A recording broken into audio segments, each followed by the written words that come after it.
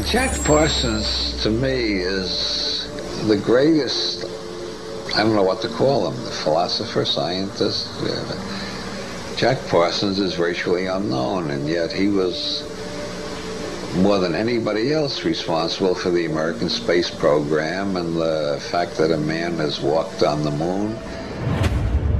It's hard for a lot of people to understand. Most people think you're either a scientist or an occultist. You can't be both.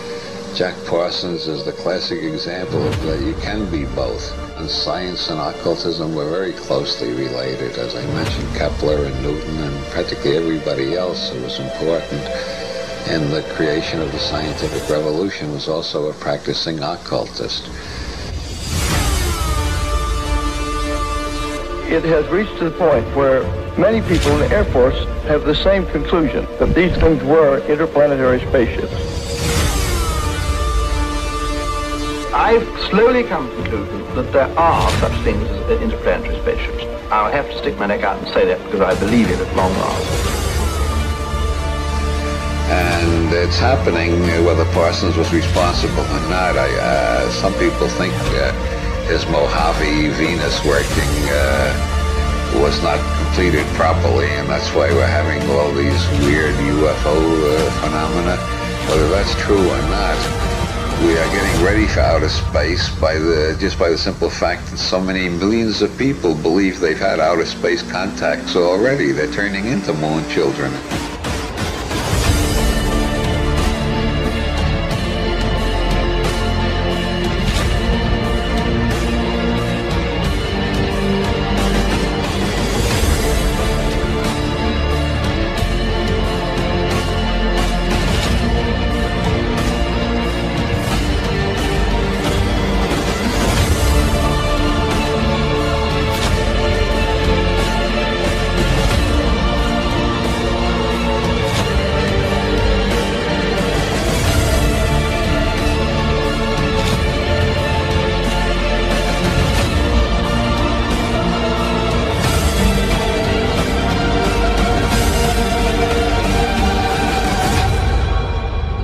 There's life on other planets? Well, definitely not. Not? Not. Well, what leads you to say that? Scientific investigation, or...? Well, only working off the theory of the Bible.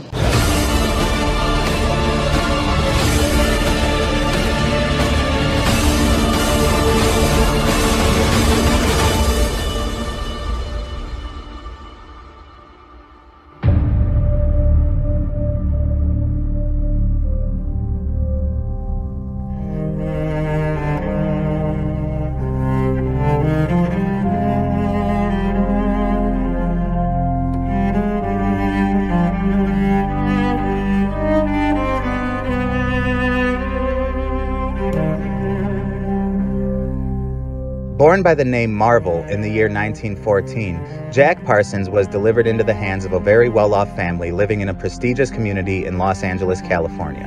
His mother, Ruth, was the daughter of a wealthy businessman who owned 2 companies, including a successful automobile corporation in Springfield, Illinois. And it was there that Ruth met Marvel H. Parsons, the man who would become Jack's father. This inherited wealth afforded a high-class lifestyle for the Parsons family. Jack was a single child who was free to pursue his every whim and pampered by the services of butlers and housemaids and tutors and spoiled to no end. His parents sadly ended up separating when Jack was still pretty young. His father, Marvel, had become ensnared in an extramarital affair with a prostitute, a revelation that Ruth would refuse to forgive despite Marvel's best efforts to resolve their marriage. And Jack was therefore raised mainly by his mom, who, in order to distance the young Jack Parsons from his father, changed his name from Marvel to John. And then later, he finally took on the nickname Jack. Now, it's important to note that Jack Parsons grew up in a world that largely viewed the possibility of space travel as preposterous. But like many children of that time, he was fascinated by science fiction. It was the roaring 1920s, a decade that has come to be known as the pulp era of entertainment. Alongside the exploding popularity of radio entertainment, the movie industry was burgeoning, and things like entertainment journals and sci-fi magazines and various pulp literature were beginning to fill the magazine racks of common neighborhood stores, stirring the imaginations of everyday people with wild adventures about, courageous spacemen traveling to distant planets where epic battles ensue against aliens aliens and robots and everything in between. And while ideas like these may have made for great sci-fi stories, they weren't to be taken seriously by credible scientists at that time. But for a young Jack Parsons, this line between science and fiction wasn't so broad. He approached these topics with seriousness, and viewed such things with a realistic sense of unrealized possibility. And he was particularly fascinated by stories of traveling to the moon, citing H.G. Wells' The First Men in the Moon among his greatest inspirations. It's speculated that it was his love for science fiction that sparked in him a passion for rocketry. In fact, by the age of 12, he was already practicing for his future career in rocket science, creating all sorts of explosive devices and leaving charred mounds of dirt and grass scattered throughout the yard of the Parsons family home. And it was also at this relatively innocent age of 12 that Jack Parsons claims to have conducted his first satanic ritual. It was an attempted invocation. His goal was to summon the devil into his own bedroom. It's a memory that he would later refer to as his, quote, magical fiasco. But it's pretty scary stuff, especially for a 12-year-old.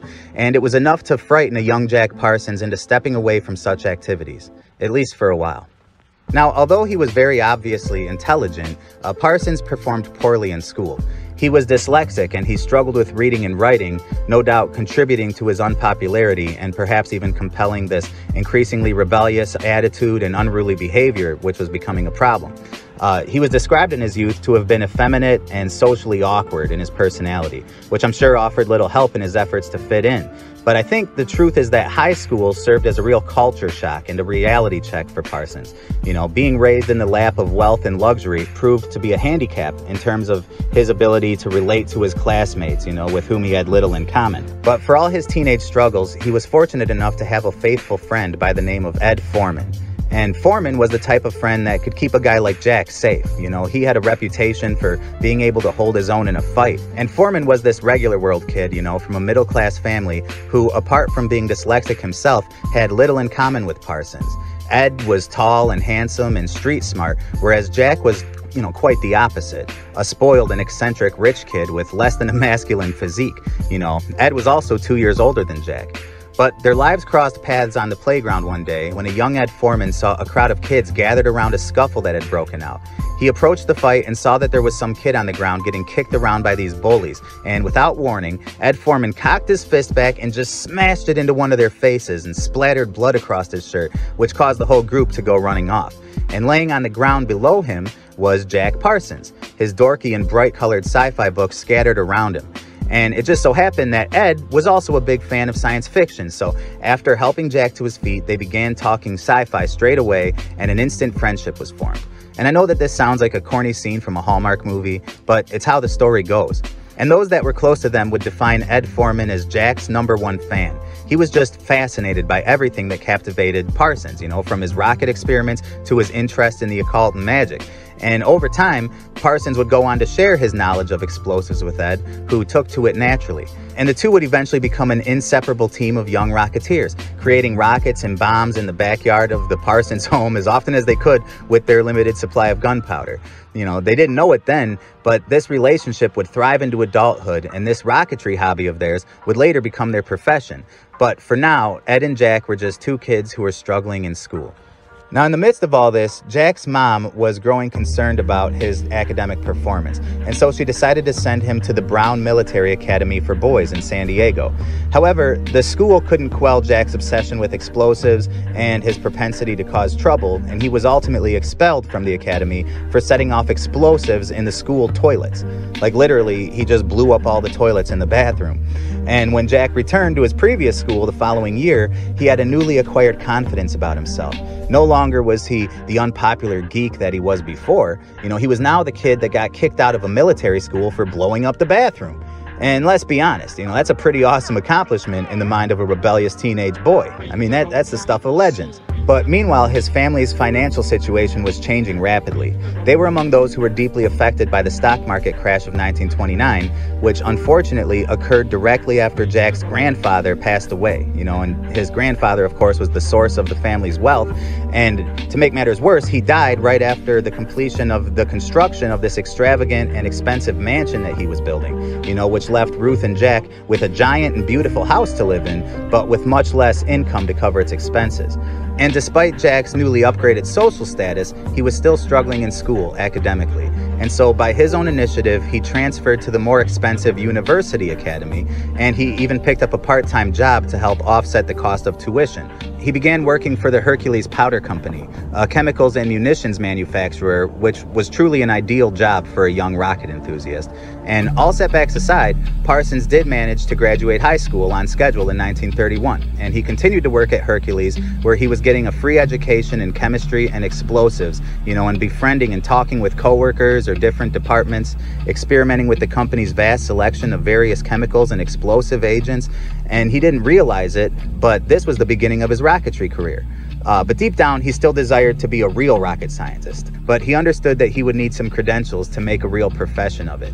And so, in hopes of attaining a degree in chemistry and physics, he decided to enroll in the Pasadena Junior College, strategizing that if he could perform well enough, it could be used as leverage to gain entry to Berkeley or Stanford University.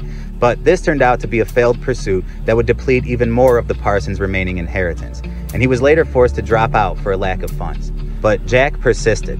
He continued to conduct his own independent research and experimentation, and once again, he would find himself setting off bombs in his backyard by the side of his best friend, Ed Foreman. And if we fast forward by 4 or 5 years, they would both finally become members of a legitimate rocket program, and soon Jack would come to be called a pioneer in the advancement of spaceflight, his lifelong ambition.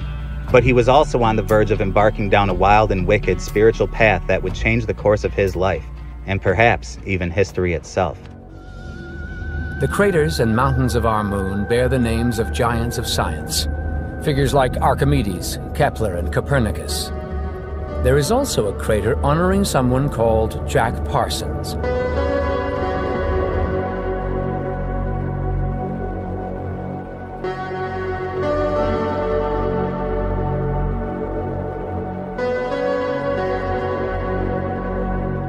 So, after stepping away from his interests in sorcery and witchcraft during his youth, Jack evidently had a change of heart when he reached adulthood. And in 1939, a 25-year-old Parsons and his first wife Helen joined a secret society called the Agape Lodge, which was, in reality, the Pasadena, California chapter of a group known as the Ordo Templi Orientis, or the OTO, a satanic and mystical cult that was founded near the turn of the 20th century and popularized by none other than the great beast himself, the self-described wickedest man in the world, Aleister Crowley. And Jack was not merely a practitioner of Crowley's satanic religion of Thelema, but a true disciple. Climbing quickly through the ranks and expanding the cult's influence, he soon began a personal correspondence and eventual friendship with Aleister Crowley himself.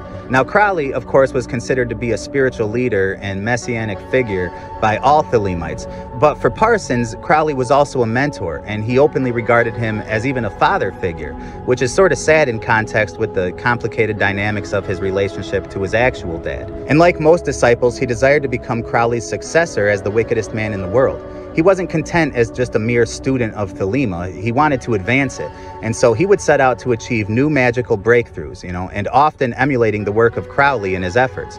For example, whereas Crowley was known to address himself as the Great Beast 666 in his writings, Parsons would adopt the title Antichrist in similar fashion. But anyways, back to the plot, where Jack was now fully involved with the engagements of this Agape Lodge. And it didn't take long for Parsons to become one of Crowley's most effective American representatives for the OTO, spreading the cult's influence throughout California pretty significantly. And meanwhile, as he continued to delve deeper into this occult world that he was now a leader within, he was simultaneously advancing a budding career in rocket science. He was by this point involved in a legitimate rocket program. It was a small rocket club that was composed of sort of a ragtag assortment of students from Caltech, or the California Institute of Technology, in addition to Jack and his childhood friend Ed Foreman, who at that time were no more than self-taught amateur rocket enthusiasts, They weren't even enrolled in the school, so it's really crazy that they managed to even be involved in this group. But they did so through their mutual friend Frank Molina. He was an aeronautics graduate student that they previously met at a public event being held at the university. And when Parsons and Foreman explained their experiments and their results with Molina, he was impressed and he took interest in joining them. And Molina had a lot to bring to the table because he had access to a wind tunnel and all the resources available through the university's GALCIT program. GALCIT, it stands for the Graduate Aerospace Laboratories of the California Institute of Technology. And so that'll come up again, so just remember that.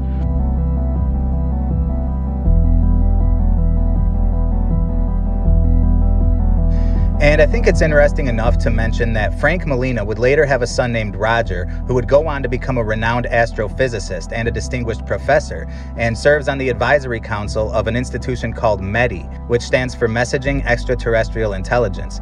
And I will also mention that Roger Molina is married to a woman by the name of Christine Maxwell, who is the daughter of the powerful and infamous Robert Maxwell and the sister of Ghislaine Maxwell, you know, the pimp of Epstein Island. I just wanted to mention that because I have no idea whether this is of any practical significance, but history just never fails to reveal these long-standing relationships between the same old elite families that continue to influence world affairs.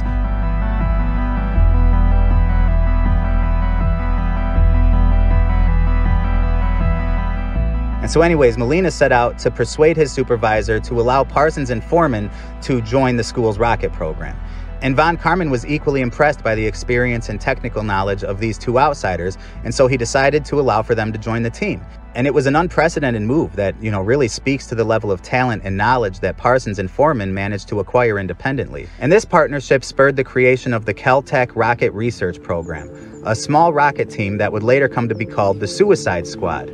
And this team was led by none other than Theodore von Karman, the Gelsit director himself. And as another quick detour, I was surprised to learn that von Karman was known to speak openly about his shared heritage with the famous Talmudic scholar Rabbi Judah Loew.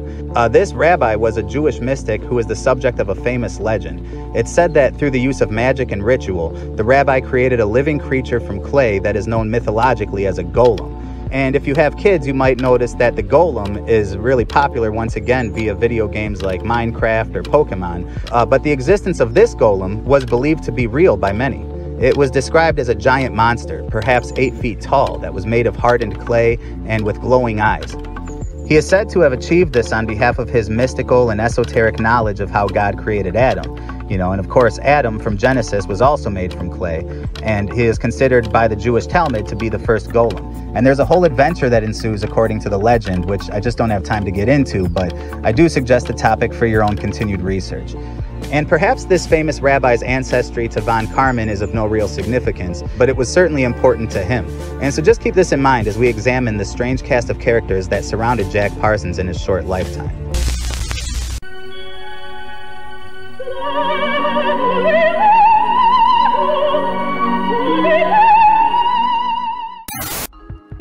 Now, there are differing accounts of how this rocket club acquired its now famous name, the Suicide Squad.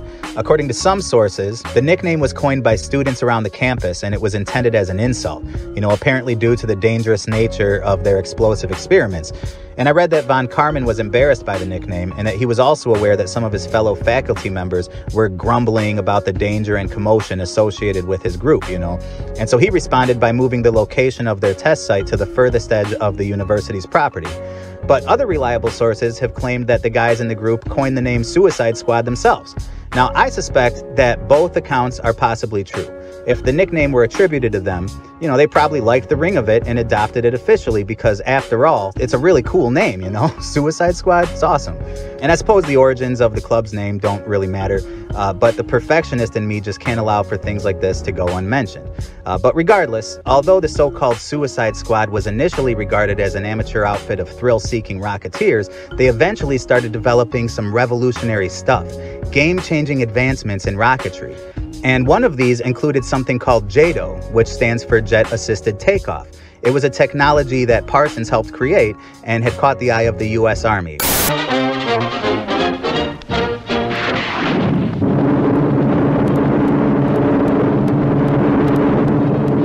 A Navy privateer makes a jet-assisted takeoff at the All-American Air Maneuvers at Miami, Florida.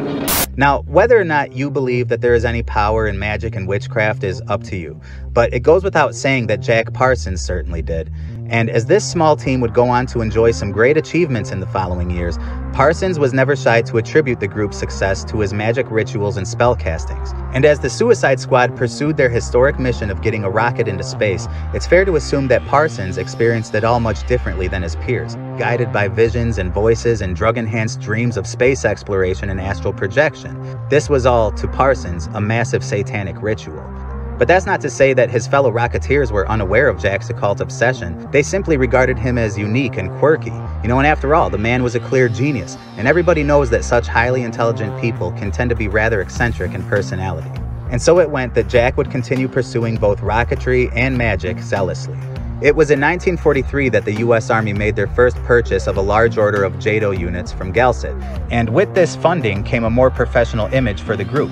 Now called Aerojet Engineering, the small rocket team had established their presence as a serious contender in the high-stakes world of aerospace manufacturing. And that year, Jack Parsons would start to make a lot of money, and he was spending it just as quickly as he was making it. Hooray for Hollywood! That's gooey bally hooly Hollywood, where any office boy or young mechanic can be a panic with just a good-looking pan.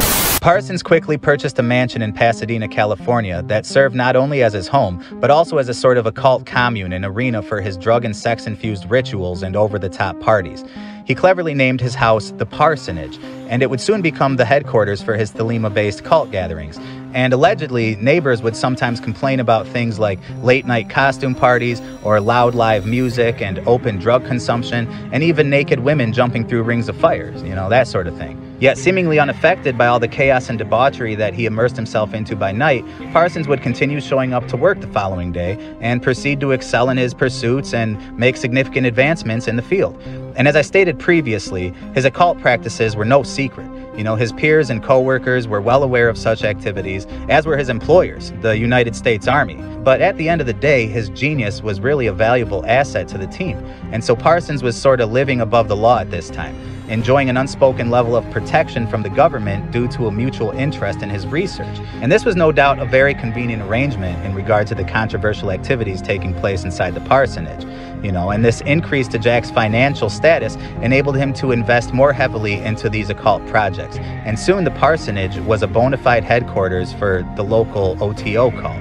And back at work, now that Parsons and his fellow founders of Aerojet had secured this enormous government contract, they created the Jet Propulsion Laboratory, or JPL, choosing to use the words jet propulsion and to avoid the word rocket because at that time, people associated rockets with outdated wartime weapons, and also because of its shared connotations with science fiction. And so it was decided that the term jet propulsion sounded more scientifically credible and would be taken more seriously as a technology. Now, today, JPL is sometimes jokingly referred to as Jack Parsons Laboratory, with many believing that his initials are included in the name by intention. But his time with JPL didn't last long, because despite being in good standing with most of his team, Parsons' public reputation as a Satan-worshipping, Crowley-loving party animal eventually became a burden and embarrassment to the growing company, which was by this point directly affiliated with the U.S. government.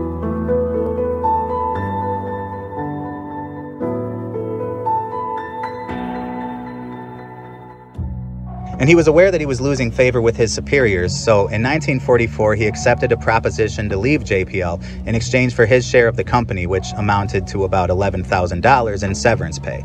And keep in mind that this was in the 1940s, so this payout was the equivalent of almost $200,000 today. Now, years later, in 1957, the Soviet Union would allegedly go on to achieve the impossible as they launched Sputnik 1, which is considered to be the first artificial satellite to be successfully placed in orbit.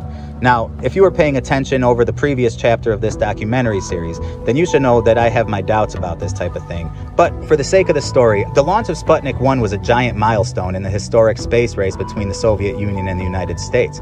And it was an embarrassment to the American space program, which needed to prove that it was also capable of such a feat. And after a spectacularly failed attempt by the U.S. Navy, the government turned to none other than Jack Parsons' laboratory, or the Jet Propulsion Laboratory to be more accurate. And this led to the famous launch of the Explorer, and the rest is history. NASA's website explains it this way. With Explorer 1, JPL vaulted the U.S. into space and prompted the formation of NASA.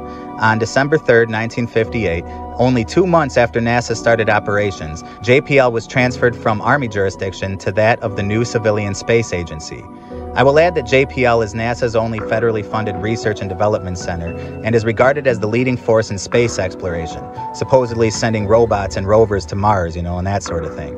You could say that JPL is the tip of the spear for the American space program, and it was only possible through the invention of Jack Parsons' rocket fuel, which has cemented his place among the forefathers of NASA.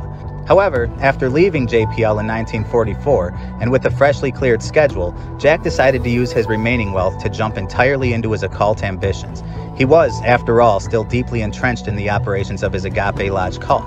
He began renting out rooms in the parsonage and imposed a pretty unusual criteria for potential renters. Essentially, that they must be fellow occultists and eccentric hedonists like himself. And I know that probably seems like an exaggeration, but he actually published an ad in the local Pasadena newspaper that said, "Only bohemians, artists, musicians, atheists, anarchists, or other exotic types need apply for rooms. Any mundane soul would be ceremoniously rejected." And the parsonage became the host to a number of notable figures, such as author and screenwriter Ray Bradbury and Forrest J. Ackerman and many others. But for all the interesting people that would come and go from the parsonage, none were more impactful to Jack Parsons and his cult than the young L. Ron Hubbard would soon become. Hubbard was already a successful science fiction writer, but his true fame would come after he created and established the Church of Scientology. The Minister of Health for the United Kingdom said in Parliament in 1968, and I quote, "The government are satisfied, having reviewed all the available evidence, that Scientology is socially harmful." Hubbard first met Jack Parsons in 1945 when visiting the Agape Lodge. Parsons was impressed with his charisma and intelligence, and the two quickly became friends, bonding over their shared interest in the occult and science fiction. And it was also around this time that Jack had decided to divorce his wife Helen, who had become impregnated by a fellow member of the lodge. You know, I'm sure that was a common inconvenience in sex cults. But anyways, don't feel too bad for him, because Jack had already been pursuing a romantic relationship with her younger sister, Sarah. So after divorcing Helen, he had her sister Sarah move into the parsonage with him. But the problem was that Jack's other new roommate, the young L. Ron Hubbard, also had eyes for Sarah. And of course, this conundrum was only exacerbated by the fact that they were all engaging in sex magic rituals together. And according to some biographers, Parsons began to grow suspicious of a seemingly brewing relationship between his wife and Hubbard. However, Jack and Sarah would remain married, and a short while later, Parsons and Hubbard would decide to collaborate together in an elaborate and complex ritual, the Babylon Working, inspired by Crowley's Religion of Thelema and his 1917 novel titled Moonchild. And there were many things that Parsons hoped to accomplish through the Babylon Working, but the ultimate goal was to evoke the manifestation of a magical entity known as the Scarlet Woman of Babylon. And for those of you who are listening to this and can't read the screen, Babylon was intentionally misspelled by Parsons and Hubbard for complex reasons that I don't care to indulge. But Christians should recognize that the imagery of a Scarlet Woman of Babylon is a direct reference to the so-called Whore of Babylon in the book of Revelations.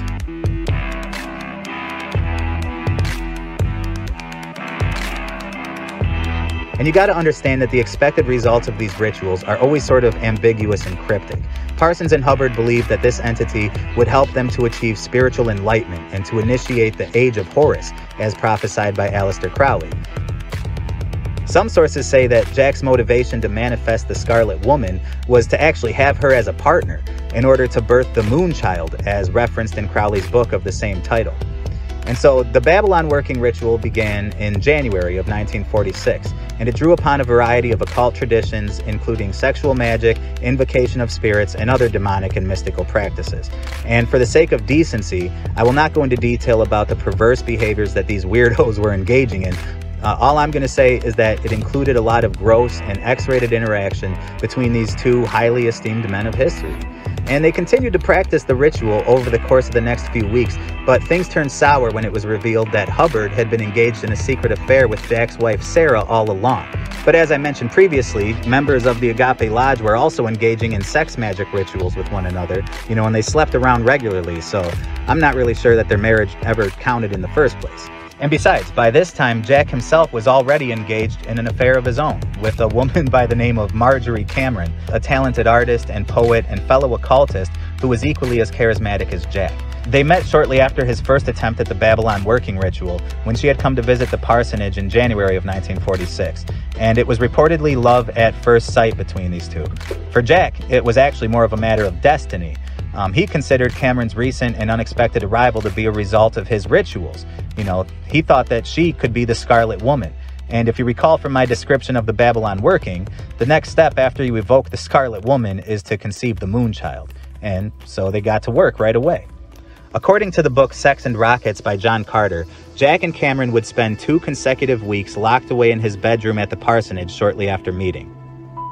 And this is pretty gross to visualize, but as the two were doing the deed, L. Ron Hubbard reportedly towered above them while chanting rites and incantations in an unsuccessful effort to evoke the moonchild in Cameron's womb. And when Parsons and Cameron finally left the bedroom, they would continue a passionate relationship that was characterized not only by their infatuation with each other, but also by their shared interests in magic and the occult.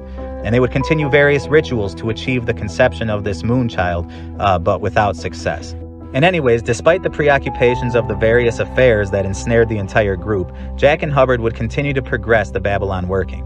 That is, until Hubbard disappeared one day, abandoning the working to ride off into the sunset with Jack's wife Sarah at his side. And by the way, this is a great example of why open relationships are pointless.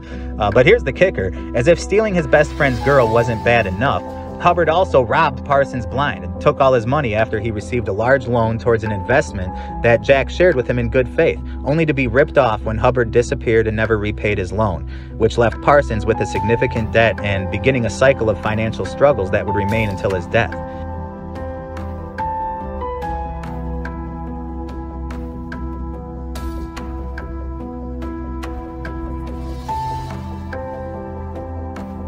In a letter that Parsons would later write to Aleister Crowley, he would describe the founding Scientologist as a confidence man and a thoroughly dishonest and insincere individual. And he may have been disappointed by this betrayal from his wife and former best friend, but both were easily replaced by his new girl, Marjorie, who preferred to be called by her last name, Cameron, by the way. He considered Cameron to be spiritually superior to everybody else. She was a fellow Thelemite, and in Jack's mind, her very presence was the manifestation of his own magic. And now, as a couple, the two began working together towards their magical goal of ushering in the Aeon of Horus, just like every other disciple of Crowley. And she was kind of like his new and prettier version of L. Ron Hubbard. They would conduct satanic rituals together and engage in all types of weird sex magic in accordance with Crowley's proclaimed great work, and they were trying to achieve what Thelemites referred to as the true will. But despite their best efforts, these rituals didn't seem to be working out that well for them.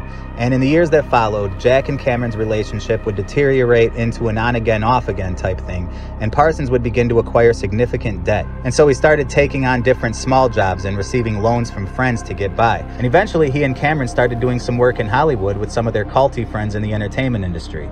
Jack's expertise with explosions had some real value in the world of special effects and pyrotechnics, and so he would work in the movie studio by day and in a gas station by night. And although this was certainly a far cry from the prestigious conditions that he was accustomed to, it was a fitting routine for his lifestyle. And then Cameron would go on to actually star in a few movies, including Kenneth Anger's cult classic, The Inauguration of the Pleasure Dome, in which she played the role of, well, the Scarlet Woman. And many scenes from this famous movie were actually shot at the parsonage, with Parsons himself working as a special effects consultant for the film. I knew a wonderful woman who appears in my film as the Scarlet Woman in Inauguration of the Pleasure Dome. Her name was Marjorie Cameron, but as an artist, she just used the name Cameron. And she was the widow of Jack Parsons, who was the adopted son of Aleister Crowley. And Parsons, he was a scientist as well as an occultist, which is a very strange but compelling combination. And he had invented the fuel that took the rocket to the moon.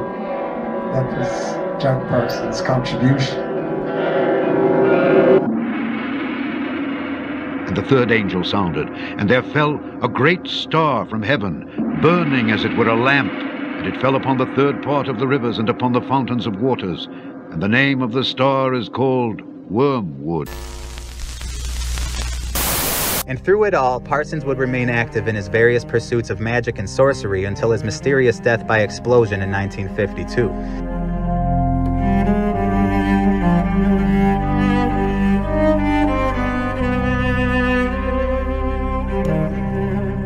Upon hearing the news of his death, his mother Ruth would sadly overdose on pills and die by suicide merely hours after the passing of her son. And just like everything else in his lifetime, even Parsons' death continues to be a matter of conspiracy theory and suspicion. The official story is that he died by accidental suicide, a simple mistake of mishandling explosive chemicals. However, many people believe that he was actually murdered. And this presents an entirely new rabbit hole and deep dive which I just refuse to explore for the sake of time. And the same could be said about many other topics that came up in my research of Jack Parsons that I chose to bypass, including things like spiritual apparitions being summoned in the presence of attendees at the parsonage, or that he worked for Howard Hughes for a period of time and reportedly stole materials from Hughes Aviation, which resulted in an FBI investigation that targeted Parsons with the charge of espionage. And then, of course, there was a time that Jack either created or attempted to create a homunculus, a magical yet physical creature that requires a relatively disgusting ritual to accomplish and rings back to that famous Golem of Prague story that we went over earlier. So believe me, there is no shortage of absurd and unbelievable claims that you're going to find in regard to the life of Jack Parsons if you choose to research it further. But this is where I'm going to draw the line. And this is also where most documentaries on the topic would end, with Parsons being the sole example of a loose connection between spaceflight and the occult. However, this is where our story truly begins. In Washington, ghost-like objects dart across the radar screen at the CAA Traffic Control Center at National Airport for several hours, traveling more than 100 miles an hour. Air Force jet fighters spend several hours chasing the objects plotted on the radar scope. On July 19th and 20th of 1952, radar operators at Washington National Airport detected a number of unknown objects moving at high speeds and making sudden changes in direction. Pilots in the area also reported seeing strange lights and objects in the sky. These sightings caused a flurry of media attention and sparked government investigations, including a top-secret study conducted by the U.S. Air Force called Project Blue Book. More on that later. This historic UFO event sent shockwaves through the country and really captured the imaginations of the people. This was at a time in history when science fiction was really exploding into the culture, and this concept of aliens visiting us from outer space was becoming exponentially more popular. And keep in mind that this was only a few years after the famous Kenneth Arnold sighting and the infamous Roswell event, both of which occurred in 1947. And as the whole country marveled at these unidentified objects in the sky, for Cameron and some of the remaining members of the Agape Lodge, they perceived it to be related to the death of their former leader, Jack Parsons.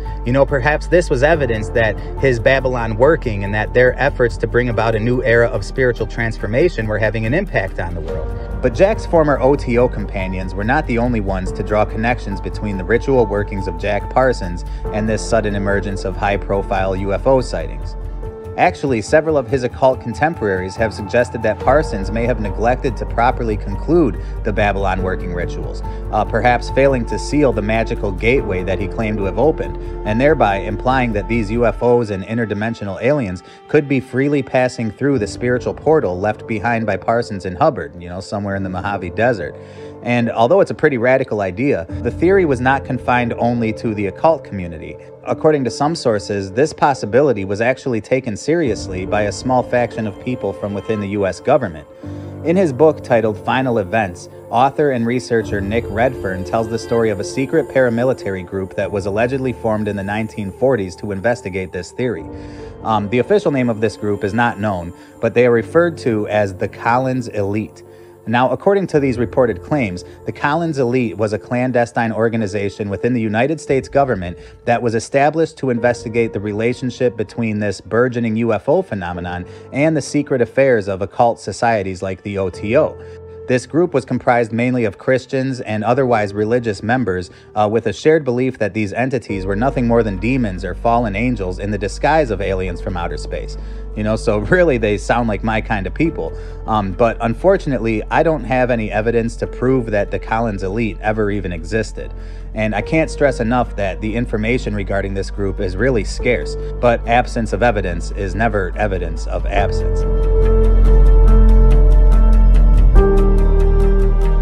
You know, and I think they definitely deserve a mention here, considering the subject matter of this film. Not only for the group's connection to the demonic reality of the alien deception, but also because they were said to have been closely connected to our subject, Jack Parsons.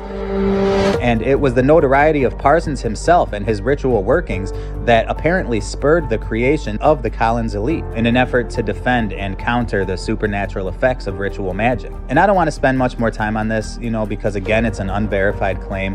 But for those of you who enjoy researching this stuff, I'd really like for somebody to dig up more info on the Collins Elite, because it really is a fascinating story, albeit a pretty loose-ended one.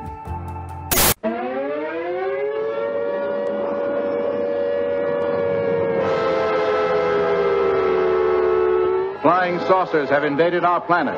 Washington, London, Paris, Moscow are key targets. The whole world is under attack. Can it survive?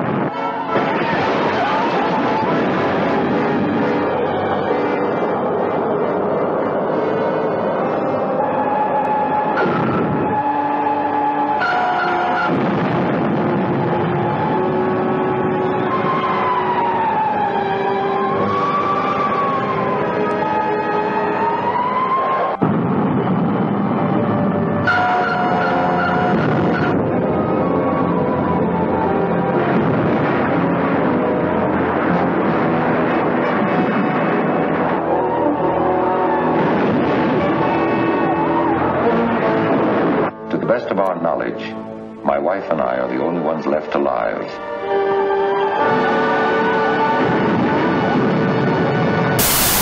Now, of course, whether the famous UFO sightings of 1952 were at all related to Jack Parsons is anybody's guess. But you might be intrigued to learn that Parsons reportedly had a deep fascination with UFOs, even claiming to have experienced several sightings himself that were, in his mind, connected to these occult practices.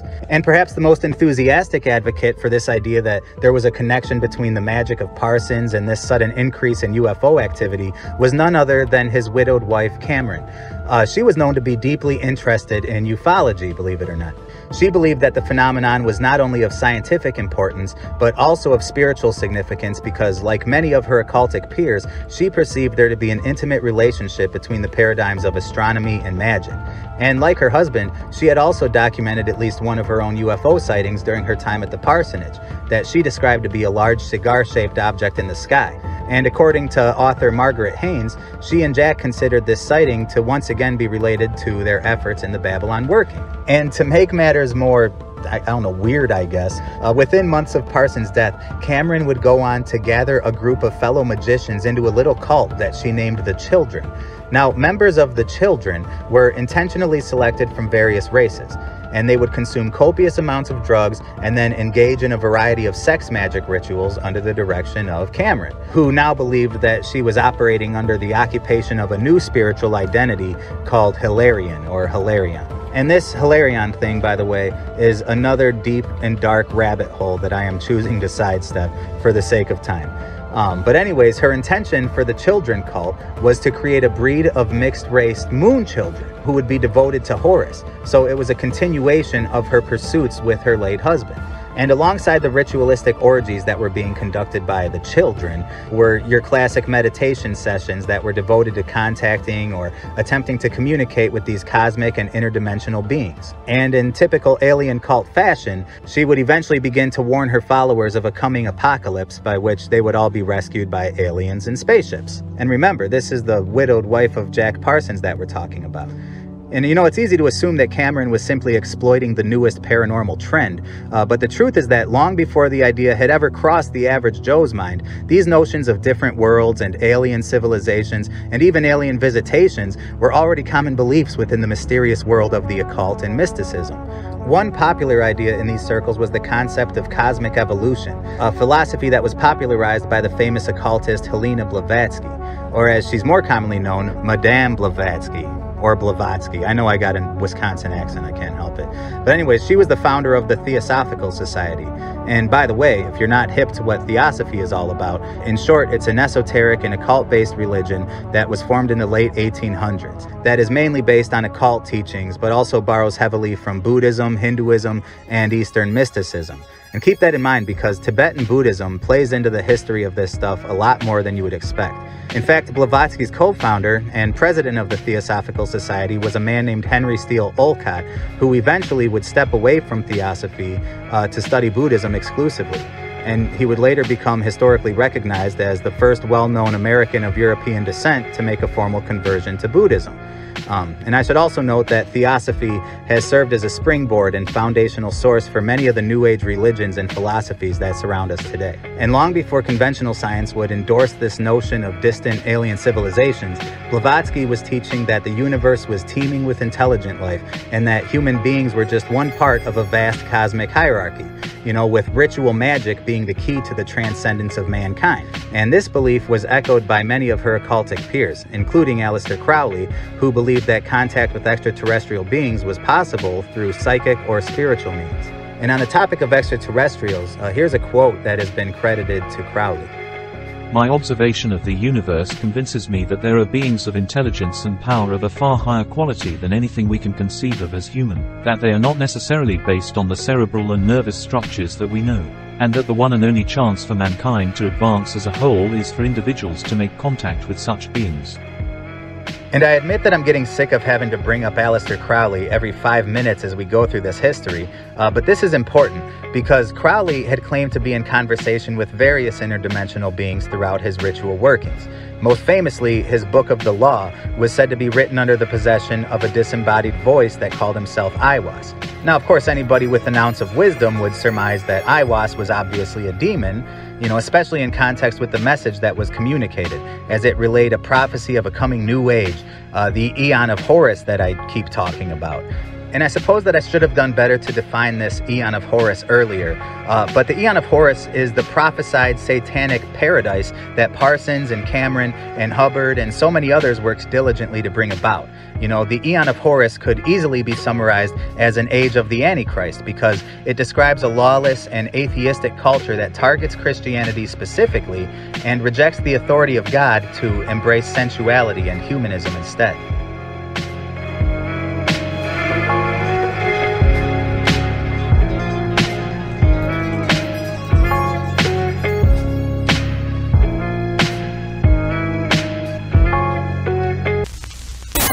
And you know, some intellectuals like to praise the insight of these golden era occultists like Aleister Crowley, you know, crediting him as a progressive and forward thinker and marveling at the revealed accuracy of his vision of a hedonistic and godless future. But I am not so impressed. I mean, in my opinion, it's pretty easy to accurately predict the future when your prediction is in line with the prophesied word of God. You know, of course, this suggestion that humanity will one day embrace an Antichrist and reject God, well, that's a biblical truth. Of course, Crowley's vision stops short of the part where Jesus comes back and literally kills the Antichrist and his armies while destroying their beast system in the process. But anyways, Crowley published the Book of the Law in the year 1904, claiming it to be a transcript of the message that was channeled through him from this spirit Aiwass. And over a decade later, in 1918, Crowley managed to summon another demon, another interdimensional being. He was engaging in a series of rituals called the Amalantra workings. Much like the Babylon working, the purpose of this endeavor was to create a portal to the spiritual world. And apparently he was successful because this strange creature was said to have manifested in front of him. This picture that you're looking at was not taken from the show X-Files. This is a portrait of the supposedly real-life entity that was drawn by Crowley himself. He maintained that this was an accurate portrait of the being as it stood before him. And this entity either called itself Lamb or it was named Lamb by Crowley. But either way, he considered it to be of interdimensional origin. According to Crowley, Lamb went on to communicate to him some cryptic messages regarding the secrets of life. And there's a lot to unpack in this supposed interaction, but what I found the most interesting was Crowley's claim that when asked to define the nature of our universe, Lamb simply responded by saying, "It's all in the egg."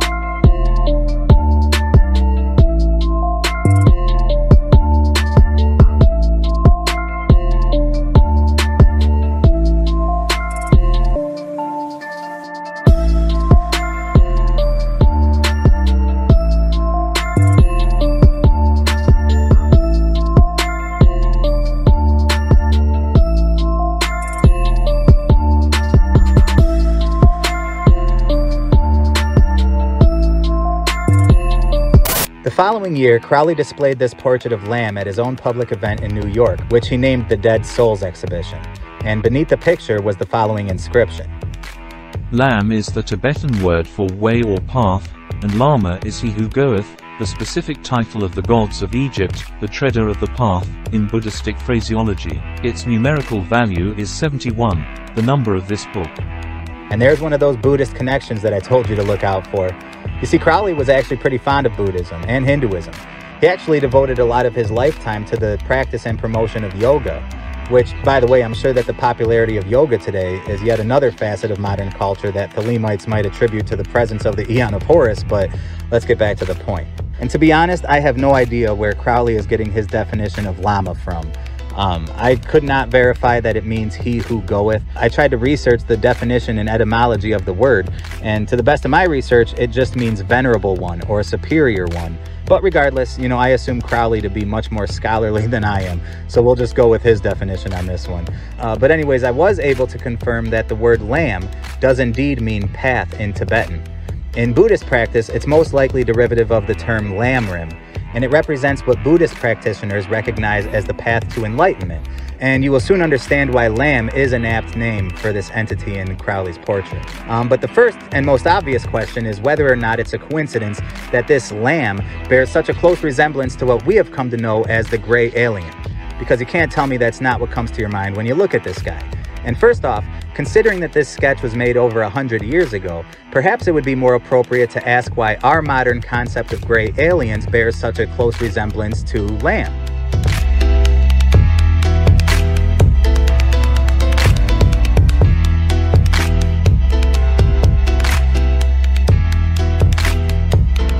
I specified the gray-style alien because, as I assume you are aware, the public's perception of aliens and even the spaceships that they supposedly travel in has changed drastically throughout history. It's easy to see a difference between the metallic flying saucers of the 1950s and 60s and then the more sophisticated and high-tech style UFOs that are often reported today. And upon close examination, it's easy to see all types of similarities that exist between UFO sightings in any given year and the UFOs that are imagined by popular science fiction movies or shows of that same period. And it's an important point to understand because the same thing was true about the public's perception of the aliens who were supposedly piloting these UFOs. In the 1950s and 1960s, many people believed that extraterrestrials were human-like in appearance, but their skin color and clothing and other details varied widely. They were described similarly in many reported close encounters from that time as well. And before that, aliens were often envisioned to be more monstrous in appearance, with features like tentacles and scales or wings. And even further back, in the late 1800s, there was a common belief that aliens could be living on the moon or on Mars, and that they had developed advanced technology. And these beings were often depicted as physically superior and high-tech humans, but only with, futuristic clothing and advanced tools. And you can keep doing this all the way back throughout history, to a time before the concept of intergalactic civilizations was even a thought in the minds of most cultures. And yet people still had their sightings and abductions and close encounters even back then, many of which have been preserved through the lens of folklore and mythology. But instead of recording alien spaceships in the sky, people were keeping record of gods and thunderbirds and fairies and dragons flying around. And instead of being abducted by aliens, there were reports of abductions by trolls and monsters or spirits, and you get the idea, the history goes on. And of course, if you go back far enough, you're going to be left with the Bible, which doesn't describe aliens at all, but only God and his angels, and then these deceptive and cunning fallen angels who would love nothing more than to be accepted and embraced by humanity, even if it's in the disguise of something else. Remember that in Matthew 24, we are warned that there shall arise false Christs and false prophets and show great signs and wonders, insomuch that if it were possible, they shall deceive the very elect. And never forget that even Satan himself is transformed into an angel of light, according to 2 Corinthians 11. And on the topic of masquerading demons, I think it's interesting that so many of these alien encounters that we hear about include the combined elements of mental telepathy and spiritual messaging. Perhaps even the majority of experiences play out this way, with the entranced abductee receiving a familiar message about a coming climate apocalypse or a great war, and this urging of the necessity for humans to unite into some type of New Age universalist religion. And if I try to be unbiased, I just can't imagine a rational explanation for why some random and unrelated creature from a galaxy far, far away would care about the spiritual conditions of human beings on Earth. But through an occultic lens, these experiences are really not very different from the way Crowley described his interactions with Aiwass. You know, not only in the method of communication, but also the message that's being communicated, one of a coming new age of human enlightenment. I seem to become one with the entire universe. Everything in the universe seemed to be contracted down to one small dot. We are going to see more and more of these visitors from space, and that before too long, the evidence will be incontrovertible, that you will have on your TV screens and on your movie screens concrete evidence that the ships are here. And this brings us back to Lamb and his gray alien doppelgangers. I think it's clear to see that as of today, these guys have become the poster boys for extraterrestrial life. You were saying also these gray ones are the ones that we see most of the time, and you said that most of that there are a lot of different motives for them being here. The gray ones, what kind of a deal we got going with them? Is that the bunch that you suggest we've made a deal with for military technology? I think we made a deal with them, and their ultimate, what they want to do is regenerate their own race. You believe in part that the movies E.T., Close Encounters of the Third Kind, were not entirely just the creative products of some Hollywood director, that maybe there's more to that. Why don't you explain? They were carefully guided by representatives from MJ12, who is this organization that is in charge of the cover-up, in order to get us ready for the release of the information that there are indeed aliens. And in both those movies, they used small little creatures and in order to get us ready for this release of information. To prepare us that the idea of benevolent aliens from outer space are going to help us out. Unfortunately, they're not so benevolent. So they made probably one of the most disastrous mistakes when E.T. was put out. At that time was before we discovered what I call the double cross or the grand deception. And they were trying to get us used to the benevolent little creatures, but that isn't the case. Return viewers may have noticed that I often use Wikipedia as a source for these documentaries. Not because I consider Wikipedia to be a reliable or credible source of information per se, but because I know that the majority of the world that I'm reaching out to does. And while writing this, I was surprised when I looked up the Wikipedia page for gray aliens and saw this picture of Lamb prominently displayed on the page and reported in the article, where this image is declared to be amongst the earliest depictions of a creature of this appearance, more commonly recognized as a modern gray alien. But Lamb's association with ETs doesn't end here, because within the last years of Aleister Crowley's life, he met and befriended a young man named Kenneth Grant. Grant was a British ceremonial magician and an admirer of Crowley's work, and like many others, he aspired to become the successor of the so-called Great Beast, and he served him directly as a secretary and personal assistant. Historians of this topic debate about whether or not Grant was Crowley's official successor, but that's really not of much importance to me. But anyways, if you'll remember, we have discussed the UFO wave of 1952 that occurred a few months after the death of Jack Parsons. Well, by that note, it's interesting that Aleister Crowley died on December of 1947, the year that initiated this modern UFO craze with the famous Kenneth Arnold sighting, as well as the crash in Roswell, New Mexico, which occurred that same year. And it seems coincidental, but in the mind of disciple Kenneth Grant, there was a significant connection between the timing of Crowley's death and the occurrence of these famous UFO events. And in the time that Grant spent working under Crowley, the two would grow really close. And knowing that Grant had developed a deep interest in Lamb, Crowley had decided to ceremoniously present him with the original portrait of Lamb as both a gift and also a supposed magical resource. And then sometime after Crowley's death, Grant would create the Typhonian Order, an offshoot of the OTO. And while his new cult would maintain the general precepts of Thelema, it seems to me that the Typhonian Order was more primarily focused on ritual or psychic communications with non-human entities, by which Lamb was and continues to be a prominent source.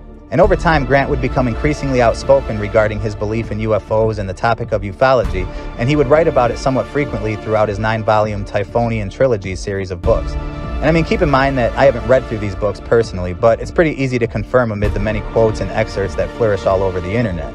And he included this now famous portrait of Lamb in numerous publications. One of his more outstanding beliefs was the idea that Lamb was in fact the same entity as Aiwass, that disembodied voice that Aleister Crowley supposedly channeled in his Book of the Law, that I spoke on earlier. And in his book, Outside the Circles of Time, Grant describes Lamb to be a, quote, extraterrestrial and praetor human intelligence. And he even claims that Lamb is now known to be a link between the star systems of Sirius and Andromeda. He also goes on to explore the mystical significance of the number 71, which Crowley originally attributed to Lamb in 1918, if you'll remember. And it's a number that continues to pop up in relation to ufology, by the way. And furthermore, it was a number that was of special significance to Grant because it was similar to his own numerical magical identity of 718 or 718.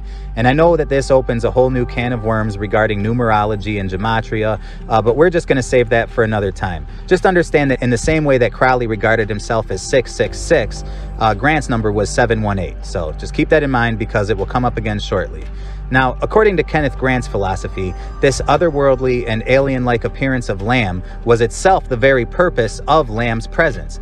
He viewed Lamb as a gateway and conduit to another world, or to put it in more practical terms, as a path of exploration into another realm. Grant once wrote, "If man is able to integrate these new experiences into his psyche, he must begin now to think in terms at least of extraterrestrial encounter. If he does this, the rest may follow. The faculty of intuitive insight may be awakened and aligned with such alien concepts." And to say that Lamb has become a central figure in the Typhonian Order would be an understatement. As time went on, Grant would develop a new faction within the Order by the unambiguous name the Cult of Lamb. It was a group that would devote themselves to pursuing this path of Lamb. And if you think I'm exaggerating, then let me draw your attention to this excerpt that I took from an internal memo from within the organization of the so-called Typhonian Order about the Cult of Lamb that was written by Grant himself.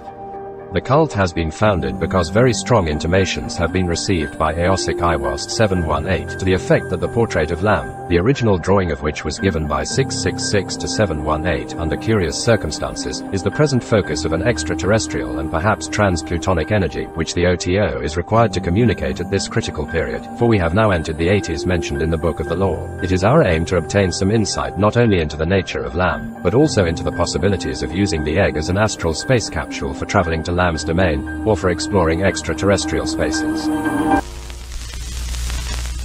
And at the end, it's signed off by Kenneth Grant using his silly magical name. So you can see that this association between Lamb and extraterrestrials goes far deeper than his similarity in appearance to our modern gray aliens. And although this information may not be a smoking gun of evidence, I hope you'd agree that we've covered some pretty interesting and substantial connections so far. But we're really just getting started.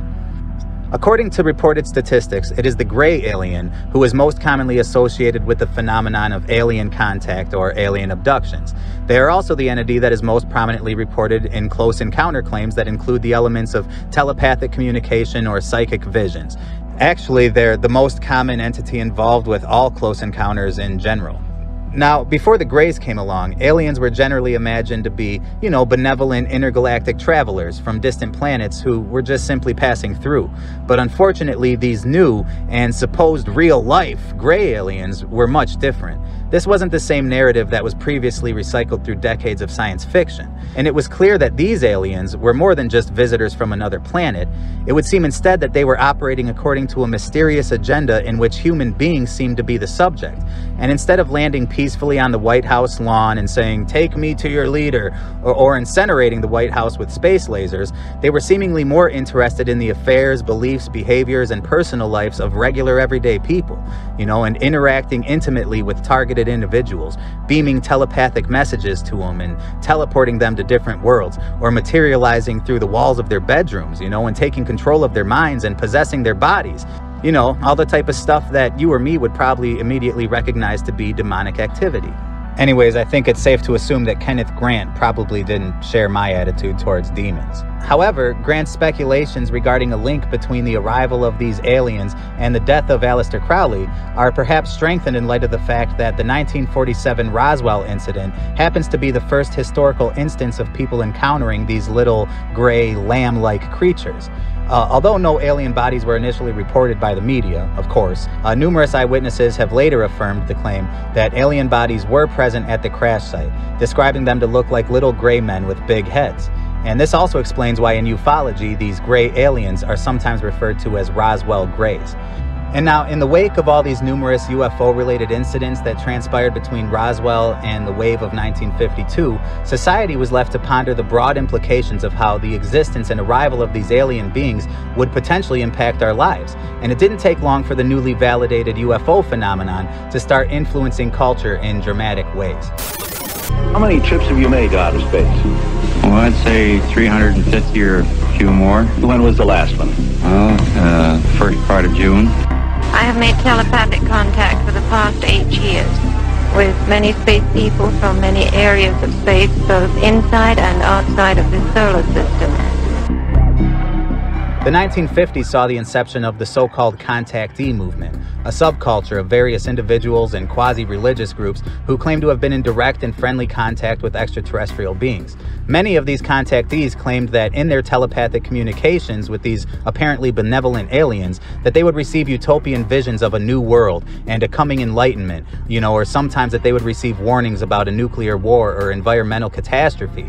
According to the testimony of many contactees, these aliens would encourage the subject to embrace humanistic ideals of things like free love and sexual liberation, and all the stereotypical tenets that would soon be the rallying call of the coming hippie movement. And on average, most of these alleged conversations, predictably, seem to instruct the contactee to spread a message of open borders and spiritual unity on Earth. The first and probably most famous of these contactees was a man named George Adamski, who claimed in the year 1952 to be in telepathic communication with a humanoid alien being from Venus named Orthon. And even though I think astronomy is mainly a bunch of BS, I still do find it amusing that the planet Venus would later become regarded by astronomers as a gas planet that is unsuitable for life. Because it certainly doesn't add much credibility to these reports of Orthon. But actually, Adamski wouldn't be alone in his miscalculation. You see, at this time, Venus was considered by some prominent scientists to be a likely contender for life, and it would become a primary residence for many of the so-called aliens that were communicating with these contactees here on Earth. But perhaps it even goes a little deeper than that. The Bible uses the term devil, Satan, and Lucifer to refer to the same creature. Same one. There's no confusion whatsoever. But in the occult world, the name Lucifer is a very powerful name. Very powerful. And they identify themselves with that name Lucifer. And you would be amazed at the groups that identify themselves with the name Lucifer, because it means light bearer. Now you go back a little bit of history, and I'll give you this for just a moment. The bright and morning star, or the morning star, there is a planet in the heavens that is called the morning star. It's Venus. This planet, oddly enough, shows up in the sky right before the rising of the sun. And it is the brightest object in the sky outside of the sun itself. The brightest. Far brighter than any stars that are out there, yet it's a planet. And Venus was considered by the Romans, who is where Latin comes from. Venus was considered by them to be the morning star. All right? And Lucifer means the same thing to the Latin or to the Roman. It means morning, brightness, the coming star.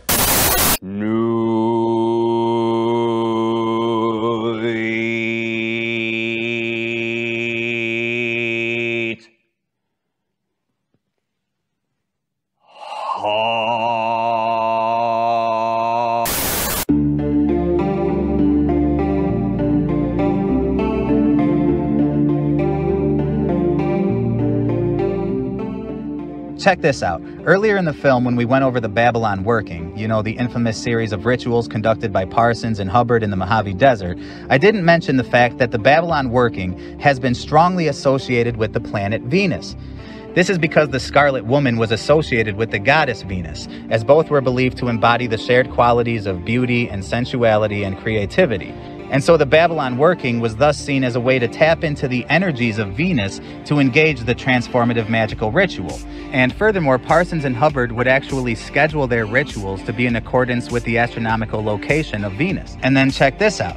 If we look at the seal of Babylon here, which first appeared in Crowley's Book of the Law, you will see that the seal is based on the symbol of a septagram, or a seven-pointed star. And like all symbols, it holds several different meanings depending on the context of its use. For example, on the Australian flag, it's said to signify the unity of the 6 territories and states of the Commonwealth. You know, and of course in basic geometry, the symbol has no deeper meaning beyond its shape. And it was used in early Catholicism as well to represent the 7 days of creation, as well as the 7 fruits of the Spirit, among a whole bunch of other biblical representations of the number 7. But if you ask me, symbols like this have never been a legitimate part of biblical Christianity. You know, and it's still a pagan symbol, even when being used by well-meaning Catholics or whatever. The truth is that this symbol originates directly from the Kabbalist tradition of Jewish mysticism, and it plainly represents none other than the planet Venus. In fact, the septagram, or as it's also called the heptagram, is the symbol that is most commonly associated with Venus throughout most occult traditions and even ancient history. And this includes Crowley's Thelema. And therefore, I hope that you'll share my intrigue in the fact that the Babylon working was directly targeted towards the same planet of Venus that just so happens to be the hotspot of all these alleged contactee communications.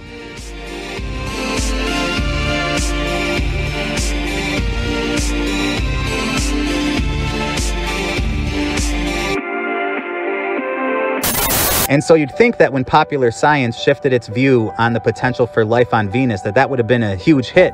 But in reality, this revelation was not very consequential to the followers of Adamski, who himself didn't seem to be overly concerned with credibility anyways. Because throughout his career of selling books and arranging public appearances, he was largely perceived as a con man and storyteller by many of his more serious ufologist colleagues. You see, unlike most self-proclaimed contactees, George Adamski provided numerous articles of evidence to support his claims, mainly photographs of alleged UFOs which he claimed to have captured himself.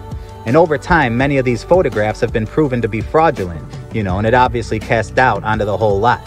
Yet somehow, even after being practically exposed as a hoax artist, he would maintain his group and continue to thrive within the community of the UFO subculture. And as society's interest in the topic of alien contact increased, so did the rise of George Adamski. And if you're wondering why I would include a known liar and hoaxer like Adamski, you know, in this otherwise serious investigation, I would remind you that in effect, he was no less deceptive than everybody else that I've addressed in this video so far. You know, we're not talking about honest men here. We're talking about magicians and witches and warlocks who are like their father, the devil, you know, who was a murderer from the beginning and abode not in the truth because there is no truth in him.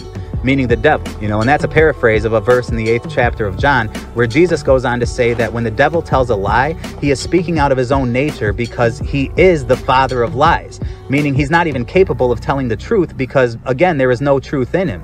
And in this verse, Jesus is merely addressing the Pharisees, so then how much more would this apply to these cult members who openly engage in magic and witchcraft? You know, even the honest ones are liars because they themselves believe a lie. And so whether these people are lying about channeling spirits or whether they are truly channeling spirits who are themselves liars, the point is you just can't trust them. But fake UFO photographs aside, George Adamski actually had a lot in common with those previously mentioned. He was himself deeply interested in the occult. See, there's something you have to understand about Adamski. Although he's mainly remembered in relation to his UFO claims, I think that Adamski's real interests had less to do with the UFO aspect of his cult and more to do with the cult itself. You don't have to dig very deep to learn that George Adamski was actually the leader of numerous cults. He was like a serial cult leader. And he does speak very well English as well as in the other language. Did he tell you where he came from? Yes, this time he told me he was from Venus, although I have met men from other planets as well. He started in California in the early 1930s when he founded what he called the Royal Order of Tibet, a neo-theosophical organization that doubled as a lucrative winery. And I guess that's just the snake in him, you know. But take note of his inclusion of this word Tibet. And he reportedly ended the cult's operations when the prohibition went into effect, which served a devastating blow to the group's income of wine sales. Because Adamski was really big into making money, you know. So I guess that was the end of that cult. But years later, Adamski would return to the spotlight, this time as the leader of another mystical group by the interesting name Universal Progressive Christianity. I don't know, it sounds like something Bethel Church might be involved with. And not too much is known about this endeavor, but it seems to share the same traits that you would expect from a New Age Universalist cult. And despite all of his previous efforts, it turned out that Adamski would not achieve the true fame that he sought until he began his public campaign as a UFO culture guru. And despite being regarded today as a charlatan by most, his influence in the founding of the contactee movement cannot be overstated.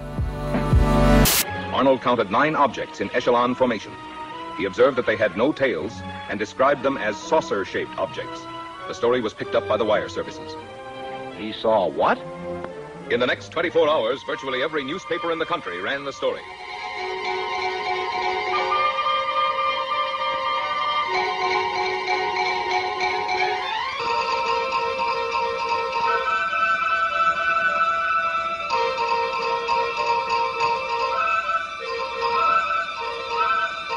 The Arnold report precipitated an avalanche of sightings from cities, towns, villages, from every section of the country.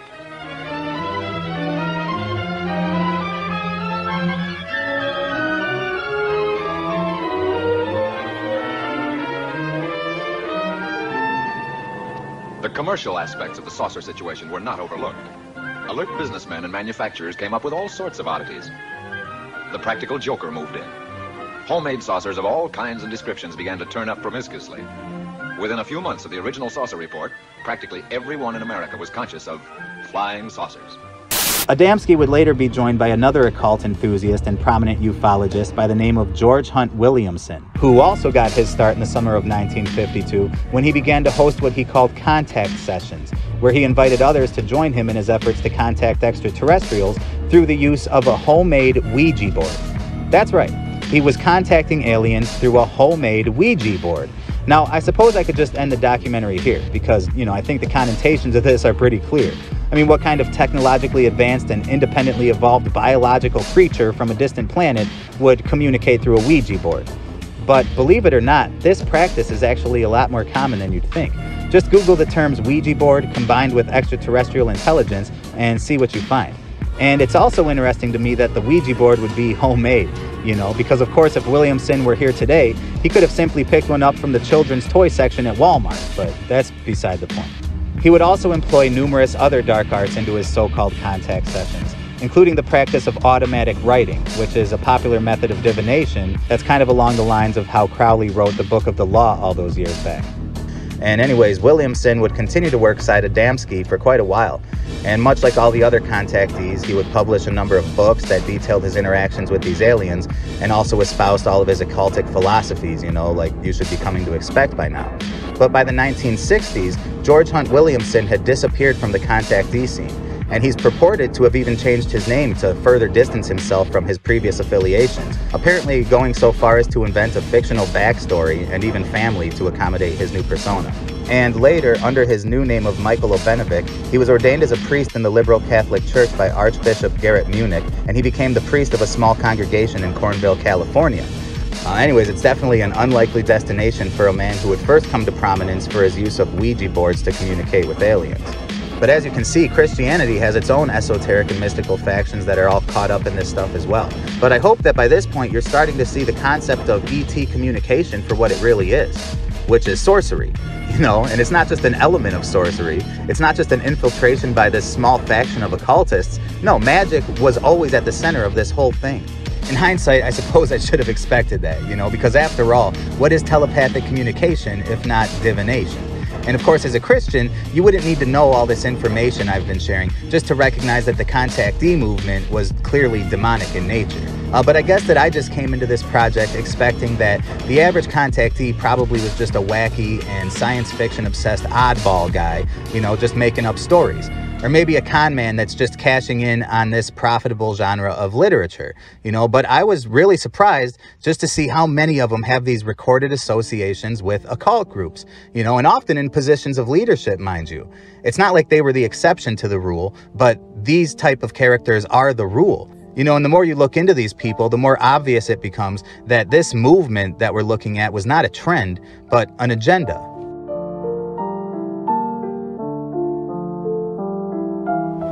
Another popular contactee from this period, as well as a fellow cult leader, was George King, creator of the Aetherius Society, which is a theosophy-based religion that was formed in the 1950s in response to his alleged contact with extraterrestrial intelligences.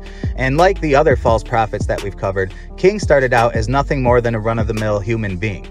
He grew up in a family that considered itself to be Christian, although his mother claimed to also be a psychic and a clairvoyant. And actually, as a boy, George King would accompany his mother in these attempted faith healing sessions, so I suppose that being raised according to this not really Christian tradition of fake miracle workings is a fitting background for a man who would later create his own cult, Because if you're divine enough to perform miracles, then, you know, why shouldn't you be a cult leader? But anyways, before becoming the divine leader of his religion, he was a mere taxi driver. And like Crowley before him and many others, King was also a self-described master of yoga, and he believed himself to have achieved the deepest state of meditation, which is known in Buddhism as samadhi. And so naturally, yoga is a central practice of the Aetherius Society. And I say is because the Aetherius Society is still active, with over 30 embassies located across several continents. So the name Aetherius Society. Well, King named his religion Aetherius after the alien entity that he claimed he was in psychic contact with. And by the way, the Aetherius Society refers to extraterrestrials as cosmic masters. And can you guess what planet that Aetherius and these cosmic masters were contacting King from? That's right, Venus, of course. But George King would take things up a notch when he went on to claim that even Buddha and Jesus Christ himself were also citizens of Venus. I mean, I opened my eyes and he was there. He was very tall. He was dressed in a long robe, which covered the usual type of one-piece suit that several people have spoken about in the past when they have met people from other worlds. He had long brownish hair, light brownish hair. Now, it's strange that I could see the color of this, but I could, because there was so much radiance around the man. And I knew, although he didn't tell me, but I knew that he was Jesus, and I knew that he'd come from the planet Venus. I didn't have to be told, I just knew this. I think it was some telepathic impression that I picked up. It was very strong, there was no denying it, and there was no denying his presence. And And so that's George King, who, by the way, is still considered by his followers to be the most impressive and amazing and incredible human being of all time. According to them, he's been the recipient of countless awards and medals and honors and credentials. And of course, none of this is backed up with evidence, but those claims continue to be made. And regarding these credentials of George King, he was actually challenged by none other than famous skeptic James Randi. You know, this guy. Who doesn't love this guy? But anyways, Randi challenged many of George King's titles, including his use of the title Doctor and Reverend and even Sir, as if he was knighted, I guess. But as you see, we got this continuation of this blatant deceptive behavior that's being demonstrated again here. But it just seems to be par for the course with these people. And so that covers the first three guys named George on my list. We all love to talk about the mysterious and the unknown and the flying saucers. So now it's to George Van Tassel and this question. Have you ever gone up close enough to touch one to see what was inside? Bill, in August the 24th of 1953, I went aboard one for about 20 minutes. What was it like? What happened? Well, the interior walls were what looked like mother of pearl plastic, like we put on toilet seats and for decoration. The light inside seemed to come from everywhere. The instrument panel wasn't like anything I'd ever seen before, and all of my years since 1927 in the air game. And they had a compartment in the wall which both cleans and deodorizes their clothes by some light process, which required no water, soap, or detergents, or a washing machine. So according to Van Tassel, his telepathic communications with aliens also began in the year 1952, just as was the case with many others. And once again, these messages were coming from Venus. Now, Van Tassel was a very wealthy man who owned a lot of property. And in 1953, Van Tassel organized what was kind of the first UFO convention that he named the Giant Rock Space Convention, because it was located at the scene of this, well, you know, giant rock. And this giant rock was a location that some ufologists believe to be a hotbed for UFO activity. And the Giant Rock Space Convention would become a popular annual event that would draw thousands of attendees. And I suppose you won't be surprised to hear that Van Tassel was also the leader of his own UFO cult, which was called the Ministry of Universal Wisdom. Now, I could have made an entire documentary about this guy, but instead I need to summarize it into a few paragraphs. So first off, Van Tassel was not perceived to be a con man with fake credentials or bad evidence, you know, like George Adamski or Billy Meyer, who we didn't really get into, but you could look that guy up yourself. But no, his credentials were legitimate. He was an aeronautical engineer of reputable stature in his field. Perhaps somebody more like Jack Parsons in reputation, you know, a credible voice making really incredible claims. Now, that's not to say that he wasn't accused of being a crackpot and lunatic by, you know, the more conservative scientific community in regard to these contactee claims, but Van Tassel's advanced level of intelligence and technical knowledge was irrefutable to those who knew him. Back, you have a time machine plan. You have done experiments which show you can bring the past to life. Where did this formula come from? I love that Scotch accent. Jack, the formula came from a ship that landed at my airport in 1953 on August the 24th, which had 4 people aboard it that came from another planet. I'm breathless. Well, you're not only breathless, I was breathless. But I'm cynical, too. Well, that's fine. That's the way to be. In fact, I'm a bigger skeptic than you are of many things. I'm an unbeliever. Convince me that this really happened to you.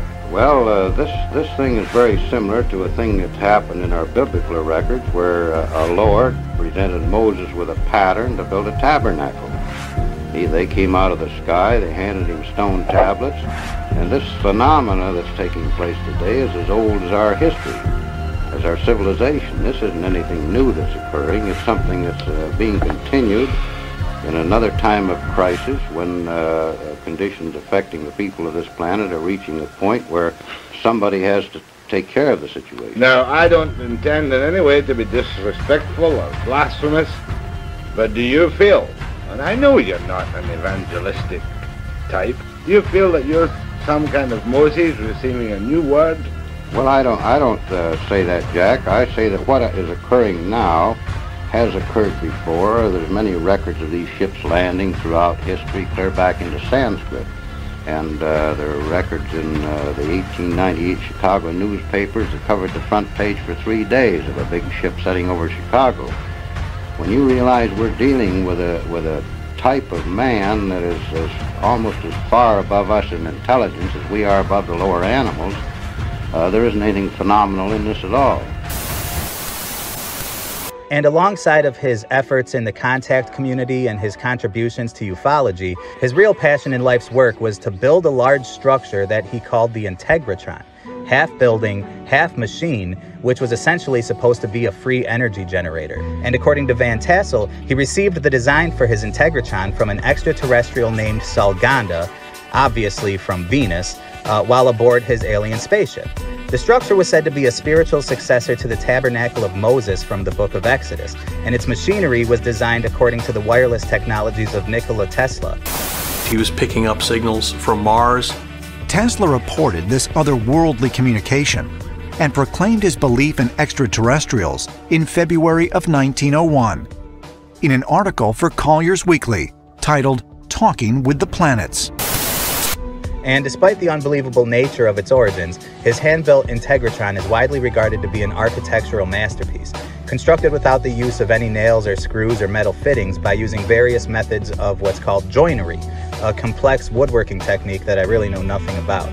And anyways, it's still operational and well-maintained. Today, it's said that the interior design of the Integratron produces nearly perfect acoustics, and sources that were close to Van Tassel claim that when operated properly, the structure would successfully power up and create a field of energy that would cause amazing real-life effects to take place within its walls. Depending on who you'd ask, it could be described as anything from a unique and geometrically complex building to a time machine or a spiritual healing center. Of course, it also served as the ideal location for devil worshippers to summon demons, you know, or as newspaper articles might put it, for contactees to communicate with aliens. One of the great things about the desert is the clear night sky. The farther away you get from the big city lights, the brighter the stars and planets above us shine.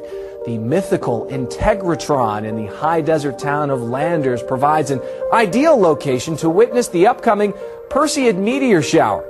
You're invited to bring a blanket to lay out and experience the meteor shower outside and take in a sound bath inside the Integratron during the annual event that benefits the Mojave Desert Land Trust. The Integratron is an acoustically perfect dome that sits on a powerful geometric vortex in the Mojave Desert. It was designed in 1957 by George Van Tassel as a rejuvenation machine for the human body. And it's all about to come full circle for us now, because George Van Tassel would later meet and become close friends with this familiar old witch, the wife and Scarlet Woman of the late Jack Parsons, Cameron. She was with a new guy at this time, and her new boyfriend actually relocated to stay with Van Tassel for a while, practicing with his followers and assisting him with these contact sessions. But it turns out that his relationship with Cameron was not his only connection to the life and work of Jack Parsons. Like Parsons, Van Tassel was a true aeronautics expert and a qualified technician. And as it turns out, both men worked, at separate points in time, for Hughes Aviation, owned and operated by famous pilot and film producer and real estate agent, and just all-around entertainment mogul and legend, Howard Hughes. And as I alluded to earlier, Parsons was actually investigated by the FBI for allegedly stealing documents from Hughes Aviation. And as I said before, it's a complicated and convoluted rabbit trail that I'm choosing to sidestep. But I will mention that Marjorie Cameron was of the opinion that Howard Hughes himself was actually behind the death of Jack Parsons. Anyways, it does appear that Van Tassel's relationship to Hughes Aviation was a lot less turbulent than Parsons.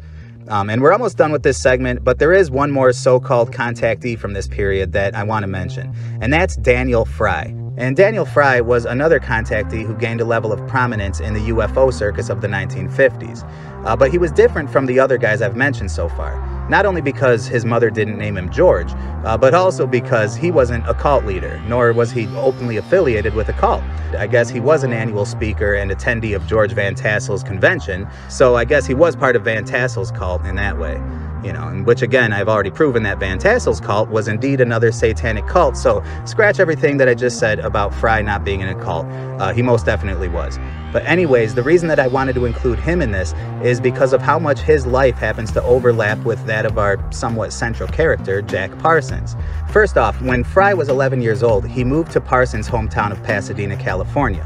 Like Jack, he was a young amateur rocket enthusiast, and as he got older, he took full advantage of all the rocketry programs and events which flourished in that area that we went over earlier.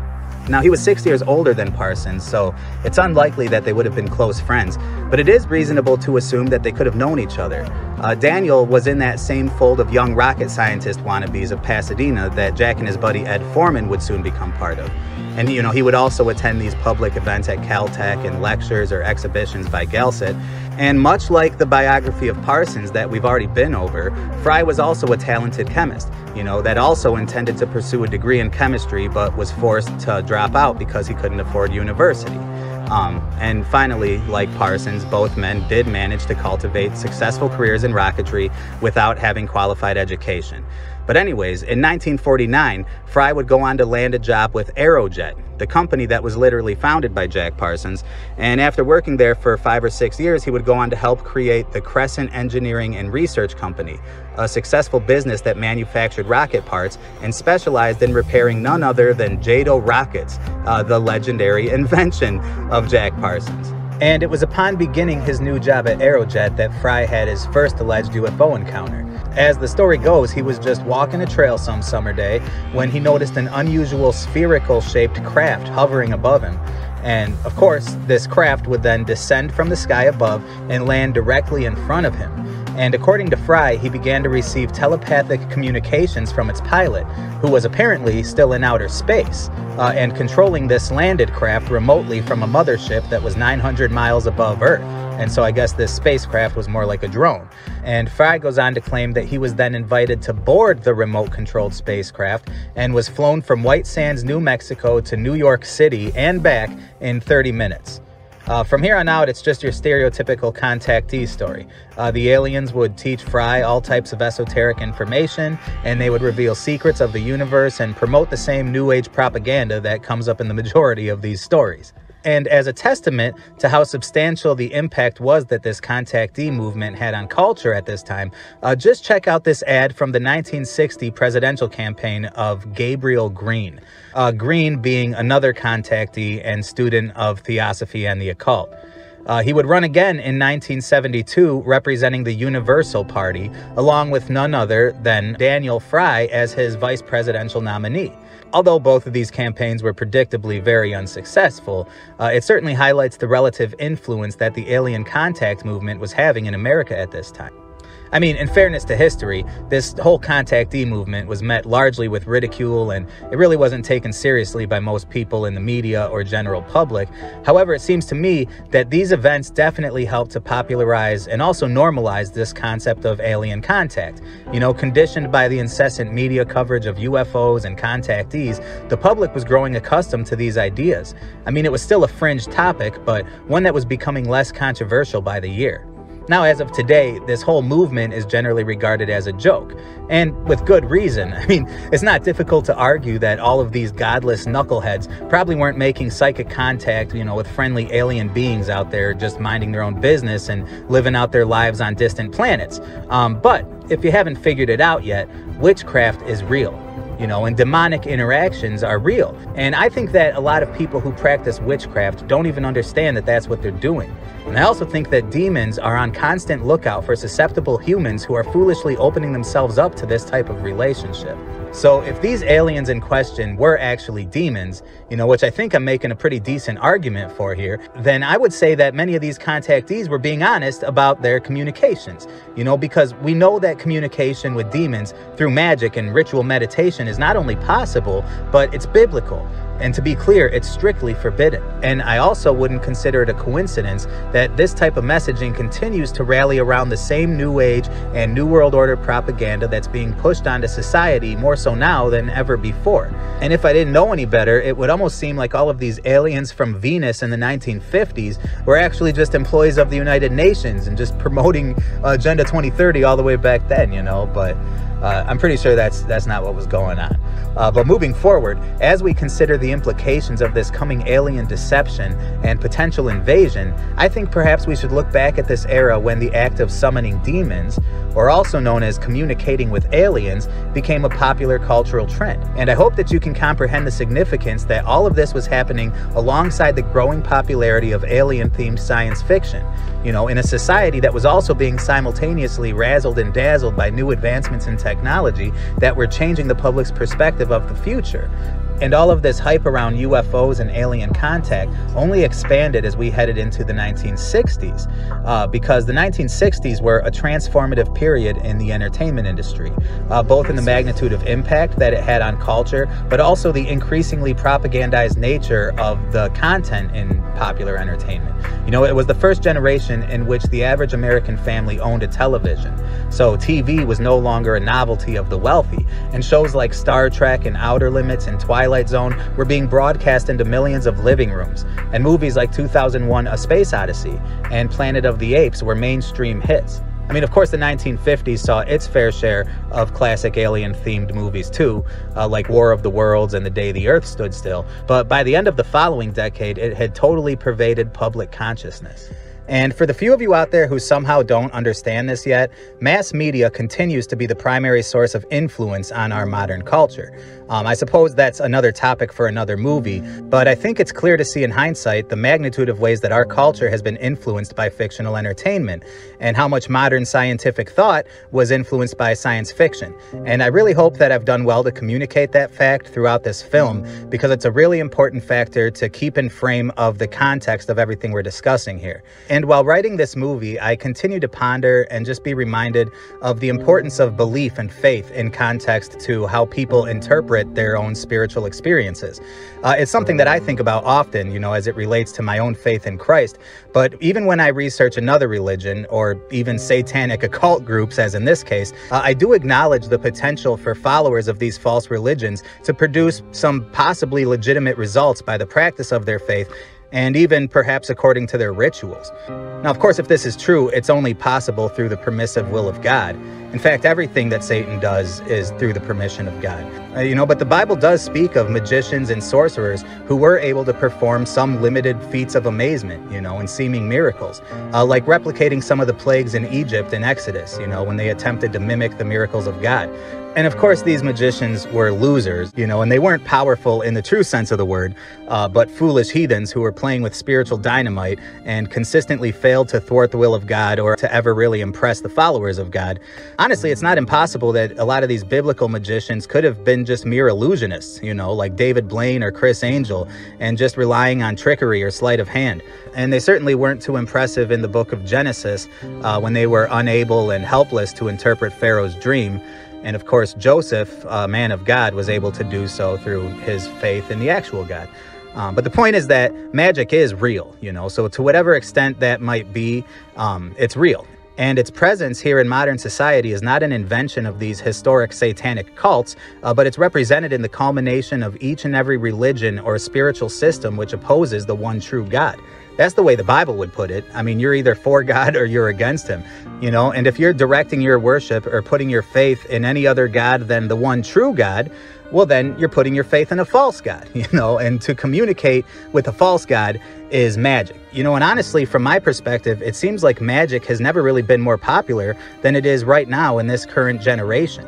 I'm watching a society that has succumbed to the magical pursuit of what's being called manifestation techniques, and there's all these popular outlets now that promise that you can create your own reality, and we could even initiate the physical manifestation of our desires through the practice of religiously visualizing and affirming its existence in our minds. And this type of thing, it's just standard magic. But in a godless society that promotes witchcraft, the general public is now none the wiser, and people tend to take an empathetic and innocent view towards these things because it's dressed up with all this modern lingo, and we see it promoted through sources that are perceived to be wholesome, like Oprah Winfrey or Disney, but make no mistake that this concept of manipulating reality through concentrated meditation is the essence of what ritual magic is really all about. And it's why rituals like the Babylon Working and others involve chants and imagery and reading and, most importantly, repetition. It's all about aligning your mind and spirit with a concentrated and focused intention to manifest whatever it is that you desire to manifest. And when multiple practitioners focus their combined energy on the same image, or the same idea simultaneously, then its potential for success should be strengthened accordingly. And of course, the more sincere the practitioners, the more potent its effect. So this is the philosophy of magic. And it was no doubt the belief that was shared by Parsons and many of his visitors to the parsonage who saw UFOs in the vicinity of that location. After all, they were trying to summon them. And the same could be said about the location of the Giant Rock Space Convention that I mentioned earlier, where large crowds gathered to participate in contact sessions. And there's a lot of historical examples that seem to show that when multiple people get together and start meditating and focusing on UFOs, sightings are not all that uncommon. So could it be that these aliens are truly responding to the calls, and making appearances to those who want to believe? And if that's the case, then how much more prevalent should we expect these sightings to be across a society that would become exponentially saturated in the lore of alien visitation and alien invasion? Because this was no longer the same world that Jack Parsons grew up in, where ideas like space travel and intelligent life on alien planets were merely the stuff of fantasy. No, this idea was now being suggested and even postulated by the mainstream media. And whatever these aliens were, and whether this UFO craze was related to real-life extraterrestrials or deceptive demons, or even simple figments of the public's collective imagination, there was no denying that society had become lost in space. And science fiction had now reached its golden age, and with topics like aliens and spaceships and intergalactic travel becoming its most popular and dominant theme. And one of the most influential books from this era was Stranger in a Strange Land by legendary science fiction author Robert Heinlein. Published in 1961, the story centers around a character named Valentine Michael Smith, a human who is raised by Martians and then returns to Earth with these incredible powers and a unique perspective on life and spirituality. And then this character goes on to invent a religion on Earth called the Church of All Worlds. And this religion incorporates all types of occultic elements, and various spiritual traditions, including paganism and Hinduism and Western esotericism. Now, what's interesting is that 1 year after the publication of Stranger in a Strange Land, the book went on to inspire a real-life religion by the same name of the Church of All Worlds. And this religion still exists and thrives today, apparently. It's described as an American neo-pagan religious group whose stated mission is to evolve a network of information, mythology, and experience that provides a context and stimulus for reawakening Gaia. And in case you don't know, Gaia is like the goddess of Earth. And so once again, we're seeing this call to religious unity, the one common theme among all these UFO cults, as well as just New Age religions in general. And this Heinlein-inspired Church of All Worlds also publishes a magazine that is of relative popularity within these circles called Green Egg. Because of course, remember, it's all in the egg. And it's another thing I'm going to avoid delving into for the sake of time, but you can find some issues of the magazine online if you feel inclined. You'll see that its pages are filled with nothing but magic spells and pagan rituals and occasional articles penned by prominent atheists and occultists or science fiction writers, and it's certainly not something that I'd encourage you to consume regularly, but I think it does help you to understand the robust relationship that really does exist between modern philosophy, science, and witchcraft. Now, Robert Heinlein was not only a prolific science fiction author, but as a former accomplished aeronautical engineer, he was a voice of scientific authority. His books have been widely acclaimed by the academic community, who could appreciate Heinlein's reputation for scientific accuracy.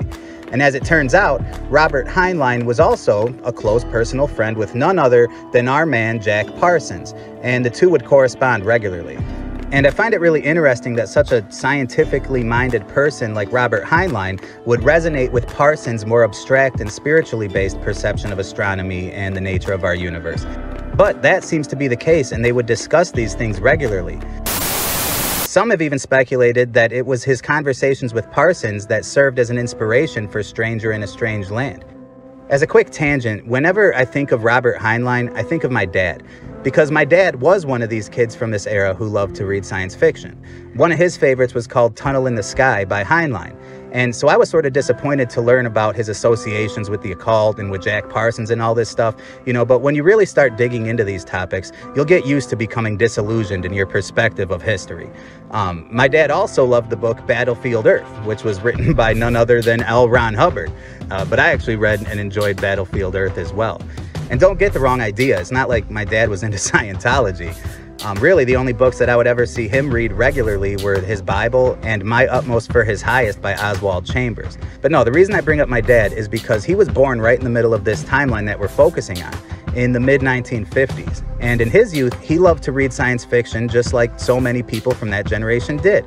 And as a kid, I loved to hear him talk about all these old stories that he remembered from these old science fiction books, His eyes would just light up as he recalled these exciting adventures and unexpected plot twists, and all the amazing technologies and incredible worlds that you read about in these classic science fiction books.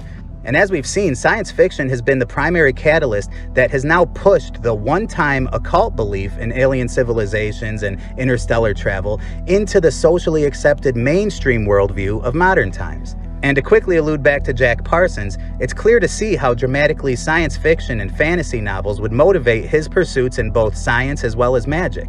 In fact, Parsons was a proud member of the Los Angeles Science Fiction Society, and he was a personal friend to a number of legendary science fiction writers, including Ray Bradbury and A.E. Van Vogt and Jack Williamson, and of course Robert Heinlein and the infamous L. Ron Hubbard, just to name the most notable of them. And it just seems like these connections never end.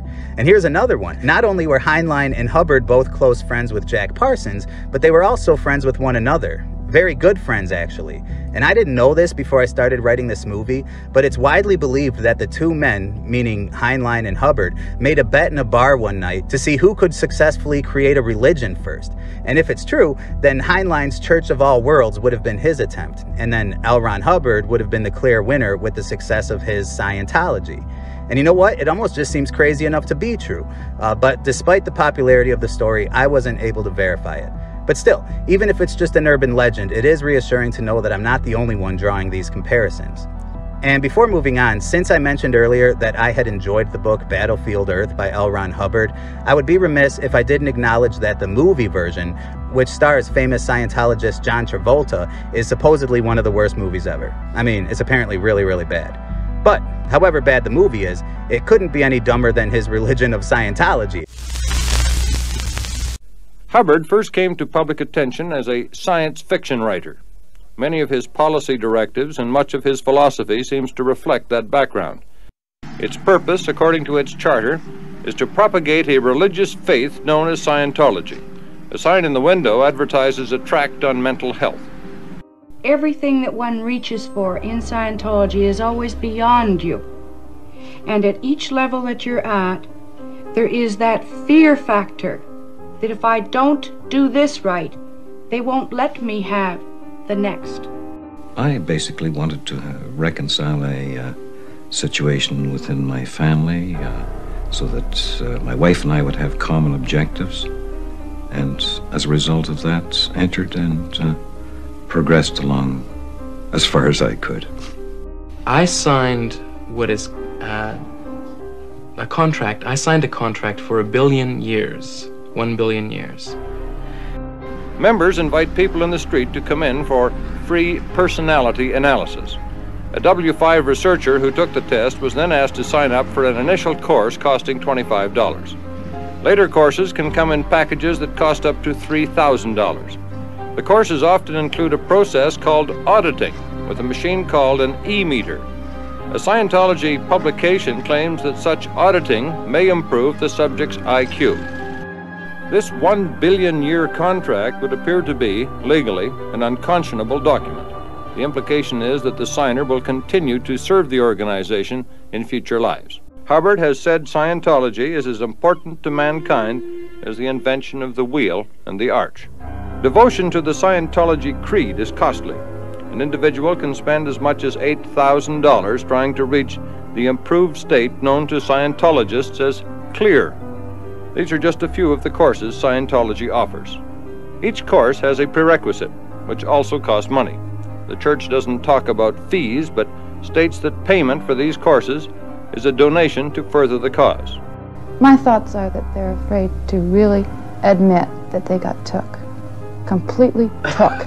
Every single one of them has... Not true. But you were duped, Mother. I was not duped, Susan. Mother, you were. Okay, I grant your beingness to think I was duped. But I know I wasn't. I know I have benefited. But Mother, and any benefit I have had outweighs any detriment I have had. An advertisement for the e-meter. Scientologists call it a confessional aid. The machine measures galvanic skin resistance. Similar instruments are components in conventional lie detectors. Have you ever been a member of a communist party or any associated group? No. All right. Have you ever had any unkind thoughts about L. Ron Hubbard? No. For a Scientologist to have an unkind thought about L. Ron Hubbard would definitely be considered an outness, and the person having such a thought might be considered suppressive. Have you ever had any unkind thoughts about L. Ron Hubbard? No, not really. All right. Your needle's floating. And that's the end of the session. That's it. You can put the cans down. I'm sorry. I don't have to admit that it ripped me. I don't believe that it ripped me. I'm the only one in this whole room that doesn't believe it ripped me. And I really, really, really mean that. I don't agree with you. I don't agree with that. Okay, fine, you don't have to. But I know Scientology does have a truth. It has the truth, as I see it. It's there, and I want it. There's a lot of truth in the Bible. Everywhere in life. Everywhere in life. Listen. And of course, Scientology is like the premier UFO religion, you know, teaching that humanity was transported to Earth 75 million years ago in a giant spaceship that was directed under the leadership of an alien god named Xenu. And according to L. Ron Hubbard, this Xenu was a real tyrant. He was the highly respected and powerful leader of the so-called Galactic Confederacy, which governed a bunch of different alien planets. But unfortunately for Xenu, his draconian and tyrannical ways would come to an end when he was eventually overthrown by the Confederacy and sent off to live in solitude on some desert planet where he still lives to this day. Again, according to the theology of Scientology. In Scientology, the human body is considered to be a mere capsule for the soul, which they call a thetan, or thetan. I think it's thetan. Anyways, Hubbard taught that when the body dies, the thetan goes on to what he referred to as a landing station, where it is then cleansed and replaced into a new capsule and then sent back to Earth. And I also bet you won't be too surprised to learn that this spiritual landing station is located on the planet Venus. I mean, obviously, right? And these are just a few examples of the wacky theology that somehow continues to impress so many Scientologists. Now, in my opinion of reading through Hubbard's account of humanity's origin and the history of the universe, it's humorously similar to reading through his science fiction stories. And the method of research that he employed to construct this backstory for his religion was conducted by recalling his own alleged past lives and then interviewing a large number of his followers about their past lives. And then this would become the source by which all of his theology was based. And from the downfall of Xenu to the rise of the Thetans, the story plays out, just like that, a story. Hubbard himself even called the demonstration of his theology space opera, a term already associated with an existing genre of science fiction. The official website of the Church of Scientology describes space opera this way. Space opera has space travel, spaceships, spacemen, intergalactic travel, wars, conflicts, other beings, civilizations and societies, and other planets and galaxies. It is not fiction and concerns actual incidents. And apparently Hubbard had no apprehension in weaving his theology with science fiction, explaining that the stories were either literally true or that they encapsulated a true idea or event. And for a price, Hubbard would vaguely relay these stories to his congregation in an esoteric and convoluted way that would leave even master-level Thetans confused about which parts of the story were supposedly true or deliberately fiction. Do you ever think that you might be quite mad? Oh, yes. The one man in the world who never believes he's mad is a madman.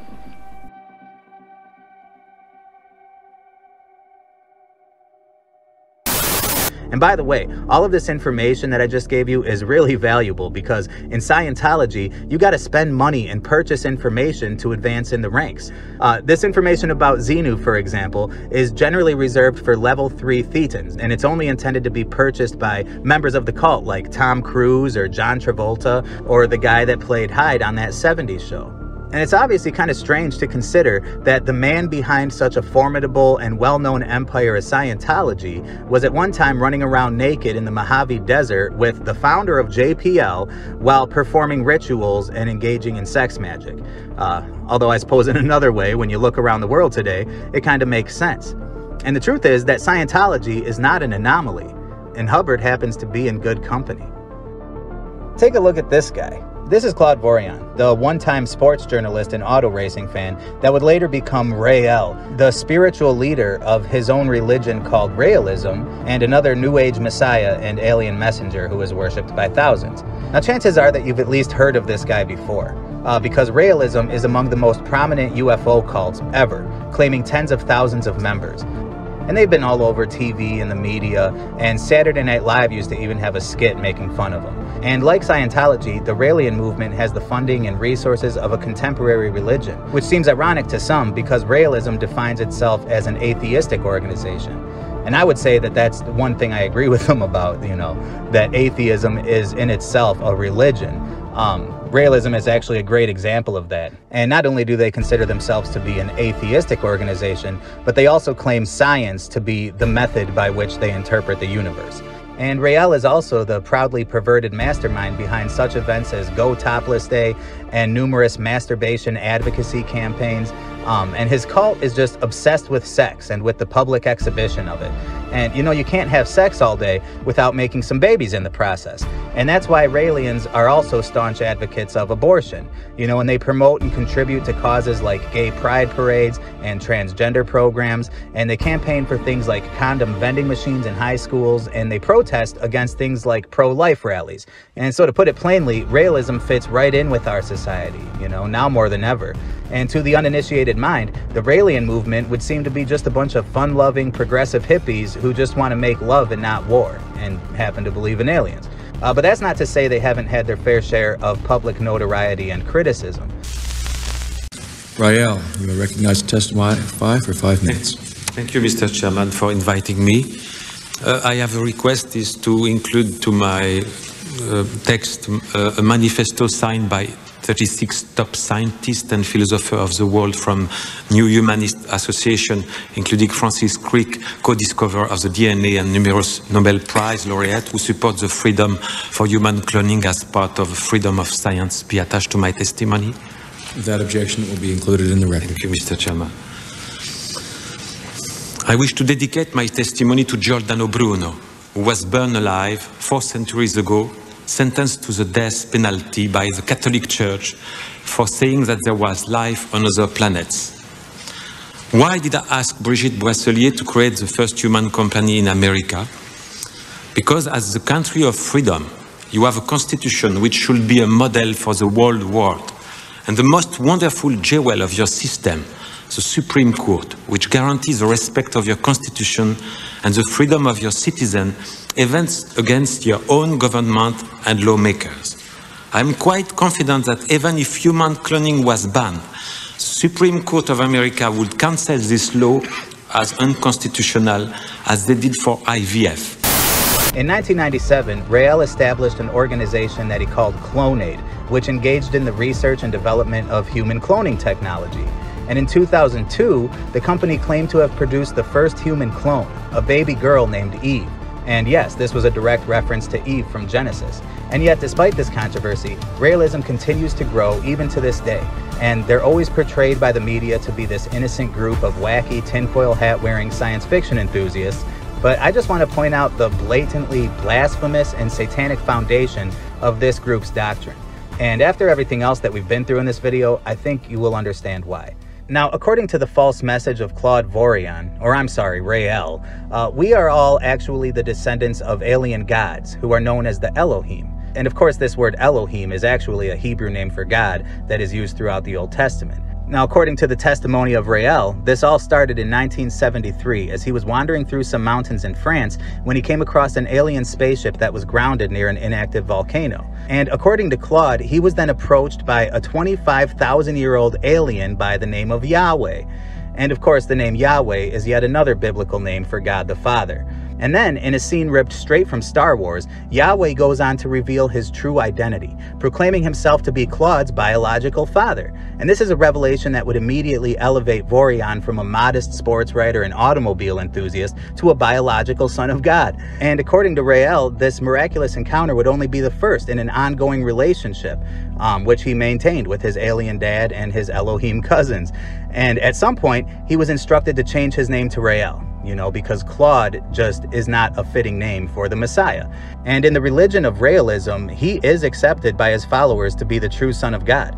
And as such, his words and writings are regarded as authoritative scripture. And now, in the midst of all this biblical terminology, you might be wondering where Jesus fits into this picture. But unsurprisingly, Raelism has an answer for that too. You see, as it turns out, Jesus Christ himself was yet another alien prophet sent to earth by the Elohim, along with Moses, Elijah, Ezekiel, Buddha, John the Baptist, Muhammad, and even Joseph Smith.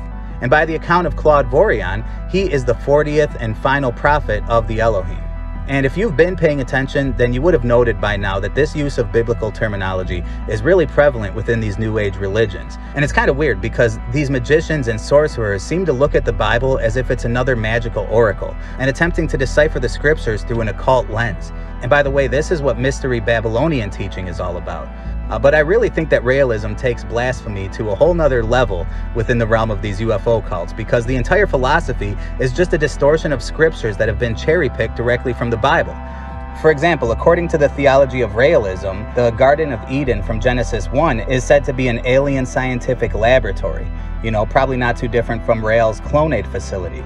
And instead of Lucifer appearing to Eve and tempting her to eat of the forbidden fruit, according to Raelism, Lucifer was yet another alien who led a group of scientists in a genetic engineering lab to study this created man's behavior. And the biblical fall of man was actually just the result of Lucifer telling the creation the truth about their existence. And this is a common perspective in Gnostic and occult literature, by the way, to present the character of Lucifer as an empathetic and heroic figure.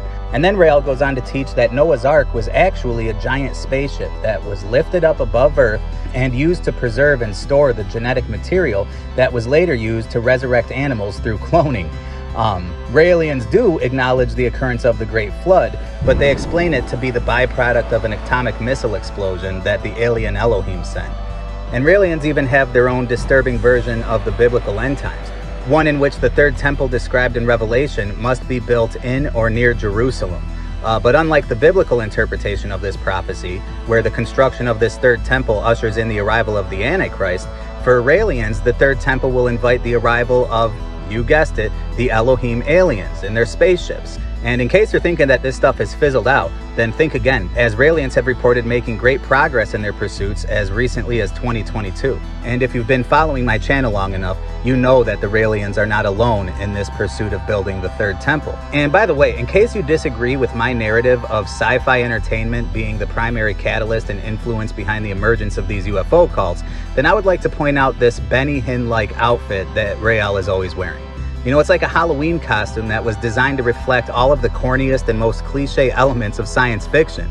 You know, of course, he's wearing his famous Raelian pendant that features a swastika enclosed in the six-pointed star, and then this hair thing. I mean, you guys, come on. Why would he do this with his hair, if not to impersonate some generic villain from the show Star Trek? You know, I mean, I'm kidding, but I'm also serious. I mean, these origin stories, you know, they're all just as fantastical and cliche as Hubbard's infamous space operas. And the names of these alien gods, you know, Xenu, Orthon, Aetherius, it's enough to make you feel as if you're watching Mystery Science Theater 3000. On the planet Semar, far within the Mufine galaxy, a decontrolled robot assassinated the omnipotent Balazar, who is known to possess the most brilliant mind in the universe.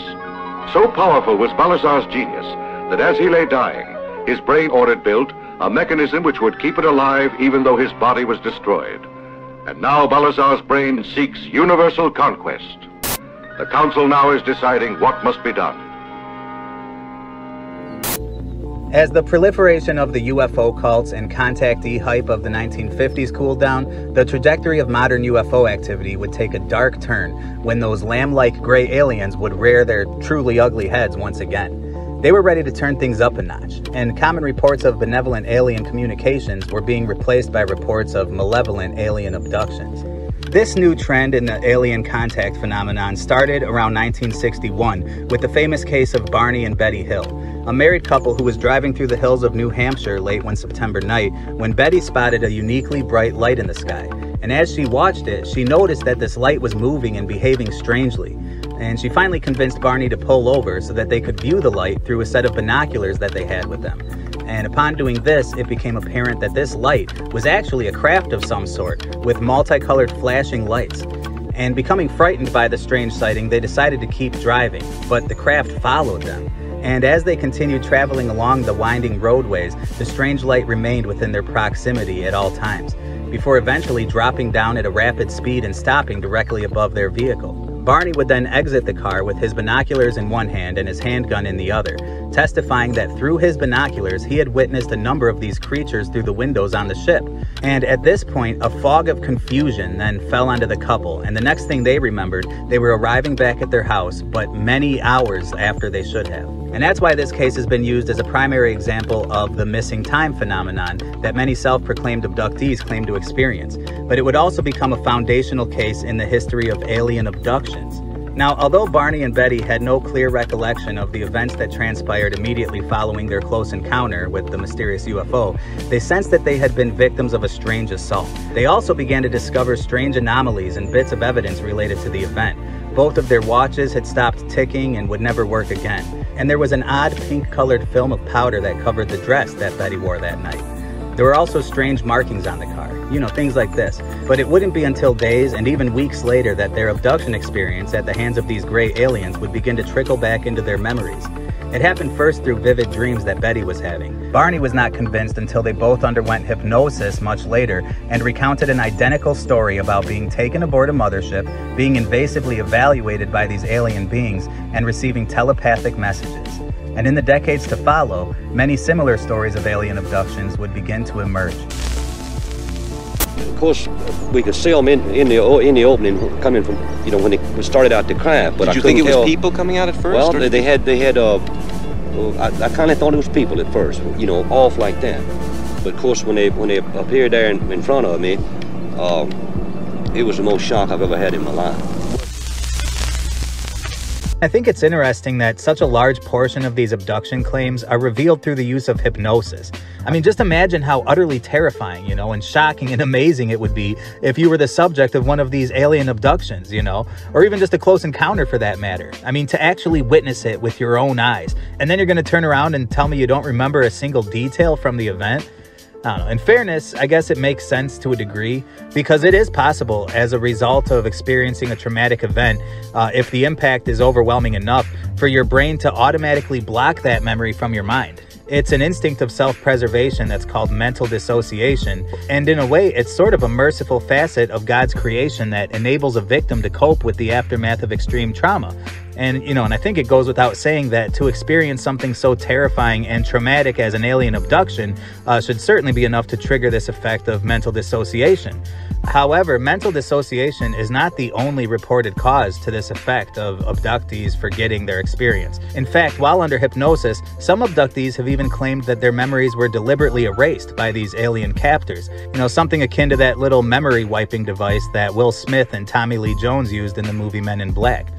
The first reported use of hypnotic regression as a technique to study alien abductions was actually in the case that we just discussed of Barney and Betty Hill, who underwent hypnosis in 1964, which was 2 years after their alleged alien abduction experience. And these sessions were conducted by Dr. Benjamin Simon, a psychiatrist who specialized in hypnosis. And this method of using hypnosis in therapy was considered really controversial at that time. Actually, it still is now. But even more so in the 1960s, and so this was kind of a one-off thing with Barney and Betty Hill.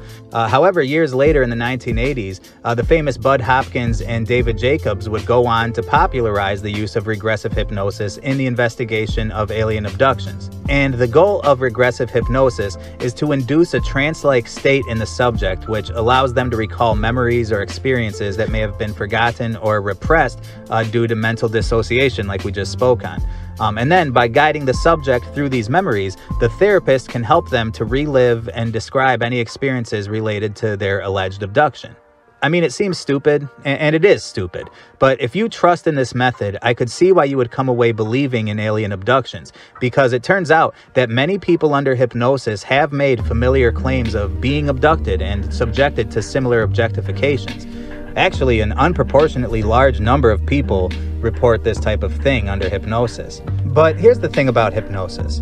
Well, for one, it's extremely easy to influence somebody that's under hypnosis. I mean, duh, right? That's the whole purpose of hypnosis in the first place. And plus, when the primary source of such reports are coming from people like Bud Hopkins or John E. Mack, who are practically ufologists that are directly affiliated with the research of alien abductions, well, then it's pretty easy to detect a conflict of interest here. But second, even under the most honest circumstances and in the most professional setting, hypnosis can never reveal any information beyond the perception of the subject. It's not an accurate representation of the actual event. It's merely a descriptive account of the way that said event was perceived by the subject. In other words, it's coming from the mind and soul of the person being hypnotized, which happens to be the very place where we would expect for oppressive demonic spirits to dwell in the situation that this was demonic, in fact. And based on what I read in the Bible, I actually believe that demonic oppression and possession is far more common than people realize today. And if the subject under hypnosis really was experiencing demonic activity, well, then even an unbiased secular psychologist would be at a loss to articulate or to define it properly.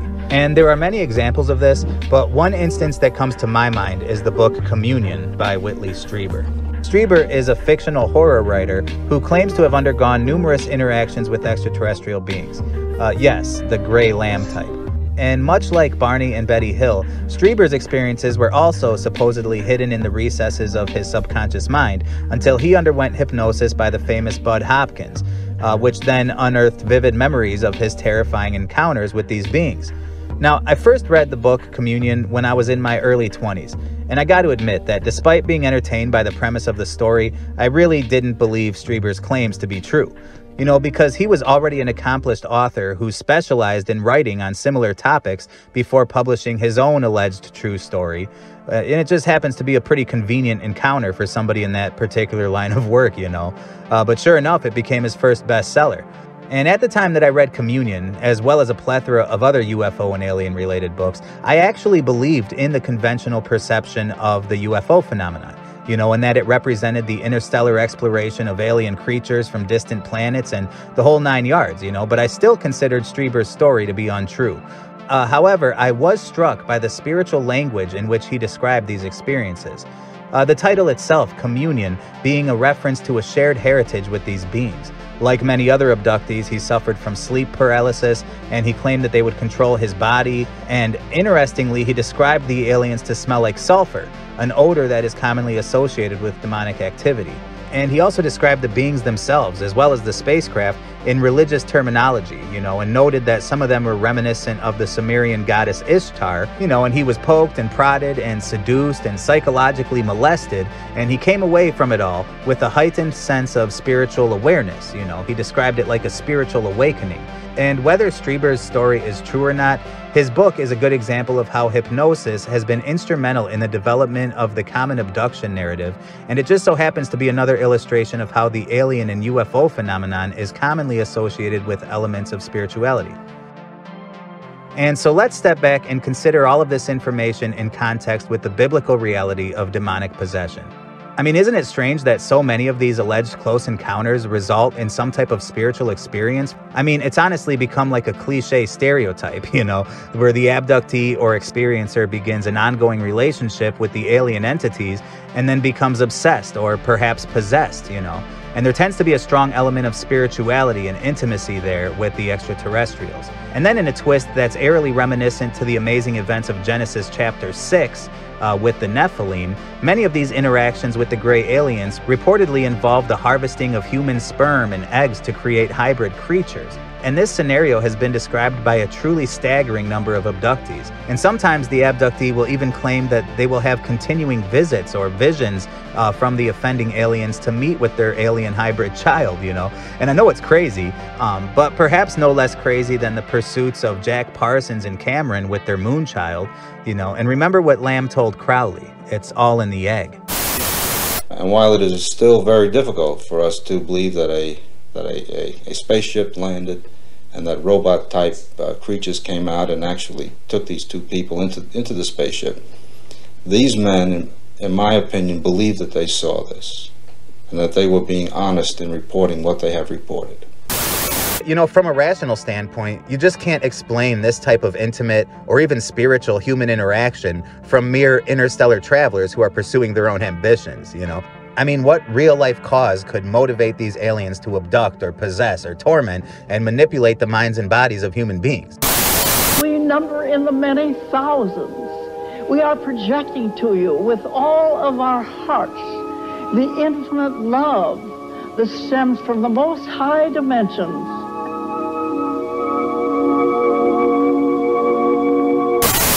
Save up to 80% on your New Age books, records, CDs, audio, and videotapes with no obligation whatever by joining the New Age Media Club. Read about the reality of extraterrestrial life and the future of Earth within an interplanetary confederation in a new book, Preparation for the Landing, by cosmic visionary Uriel, published by the Unarius Educational Foundation. The New Age America Video Catalog lets you meet the leading spokespersons, companies, and products within the New Age industry. The New Age America Video Catalog is your key to the future, featuring New Age music, crystals, astrology, numerology, spirituality, books, UFOs, and much, much more. Preparation for the Landing. Are you ready? I fully acknowledge that I wouldn't know the first thing about what motivates the pursuits of an extraterrestrial, you know, or of Lamb, but we do know from Scripture what motivates the pursuits of Satan and of his demons. We know that Satan wanders about like a roaring lion, seeking whom he may devour, as written in 1 Peter 5. He blinds the minds of unbelievers, he exploits a lack of understanding, he imitates religious roles, he misuses Scripture, he attacks the faith of believers, and he indulges the delusions of unbelievers. And as we went over before, not only is he a liar, but he's described by Jesus as the father of lies. You know, and he's also the god of this world, so perhaps those two things combined make sense when you take a look at this world around you. And so that's the demonic motivations of our enemy, you know, to persecute the truth of God's word and those who believe and follow it, and then to lead everybody else into deception. But to complete my point, although society may have done away with the contactee movement and with the proliferation of these UFO cults that were emerging in the 1950s, it's pretty apparent that public interest in alien abductions began to grow rapidly in the early 1980s, alongside a dramatic increase of real-life abduction reports and many more reported cases of close encounters of the third kind. And I think that this increase was undoubtedly influenced by the sweeping cultural impact that movies and entertainment were having on society by this time. The 1980s brought a booming economy to Hollywood. You know, it was a generation characterized by pop culture and social trends. And MTV was unleashed on society, subjecting the masses to this MK Ultra style mind control. And pop stars like Michael Jackson and Madonna were spending million-dollar budgets on music videos and stage performances, and really entertainment had never been more profitable. You know, film budgets were bigger, and special effects had entered a new tier of technical ability. It was a futuristic generation, replete with a wide array of new technologies, from personal computers and video game consoles to camcorders, VCRs, and cable television. You know, so never before was this fantasy world so immersive and so easily accessible. And so when I see these statistics that show a big spike of interest in alien close encounters and abductions, and then when I consider the fact that the movie Close Encounters of the Third Kind came out in 1977, I'm not that surprised by it. You know, I think it's fair to assume that most people didn't even know what a close encounter of the third kind was before the movie came out. And there was also a burgeoning industry for conspiracy-based entertainment by this time. And thousands of books were published with titles like The Truth About Roswell and The Flying Saucers Are Real. And the belief that governments were engaged in conspiracies and cover-ups was steadily becoming more popular. For example, the story of Barney and Betty Hill had now become a national headline through the success of the book Interrupted Journey by John Fuller. And Americans were starting to develop a healthy but misguided distrust in government, you know, because a lot had changed since the inception of the UFO and contactee movement in the 1950s. New technologies had enabled an expansion in media and in media consumption, and although things like government corruption and conspiracy were nothing new, they had never before received this level of coverage. You know, and events like the assassination of JFK or the questions around the moon landing and the Watergate scandal had planted a seed of doubt in public trust. And from the 1980s onward, this proliferation of alien invasion movies has only grown. And the lamb-like grays would become today's stereotypical expression of an alien, you know. And the popular alien-themed science fiction at this time would also start to shift into darker themes, more commonly depicting these spiritual and psychological elements that I just spent the last 2 hours relating to demonic possession. You know, often with humans as the helpless victims and the prey of these aliens, as opposed to the heroes and conquerors that the more innocent old-timers imagined us as.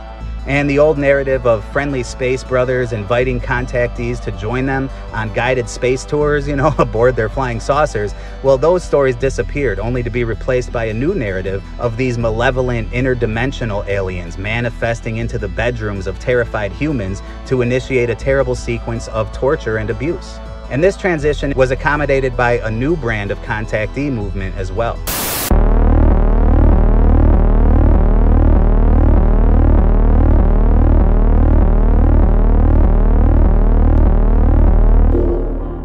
If I would title this tape, it would be Last Chance to Evacuate Planet Earth Before It is Recycled.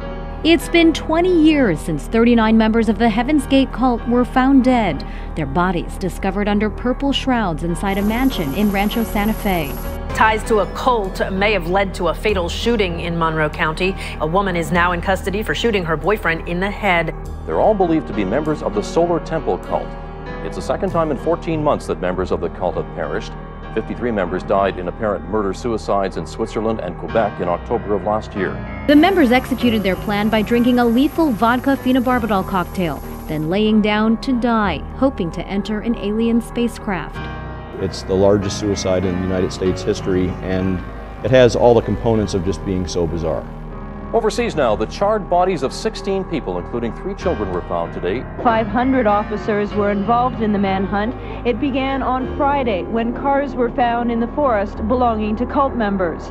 The 16 burned bodies were discovered this morning a couple of kilometers from the parking lot. Claiming she shot her boyfriend, 32-year-old Stephen Mineo, and he was dead. Rogers told police she and Mineo were members of a cult centered on aliens and raptures, headed by a woman named Sherry Schreiner. A story that shocked the world, the story of the Solar Temple cult. The 1994 deaths were thought to be timed astrologically. Hello? Yes, I need to report an anonymous tip. Who do I talk to? Okay. This is regarding what? This is regarding a mass suicide, and I can give you the address. Investigators say the cult was obsessed with death and considered it an illusion. Experts say cult leaders told their followers that fire would lead them to a new world on another planet. 21 women and 18 men had taken their own lives. And let me say that our mission here at this time is about to come to a close. Their bodies were found lying in a star formation with their feet in the middle. Authorities say brush and trees stacked up around the clearing were likely used to light the bodies on fire. The same star formation was used in October 1994. The bodies of 48 members of the Doomsday Cult were found in burned-down buildings in a small town in Switzerland. 5 more bodies were found in a burned house in Quebec. The judge who led the inquiry says at least 30 were simply murdered in a well-planned, carefully arranged ritual. Members of the Solar Temple were bound by a death pact, but the Swiss believe this was more like mass assassination. The leader, Joseph de Mambro from Quebec, was described as an obsessed and dangerous paranoid. He was the one who ordered the transit, the voyage that would take followers to another planet. They were all in identical positions, face up on a mattress, everyone wearing their black outfit, Nike shoes, and most covered with purple shrouds. We might see you all again, and then we might not, but we hope that you remember us as we were, and not how other people are going to try and tell you that we are. And one last thing we'd like to say is 39 to beam up. Thank you.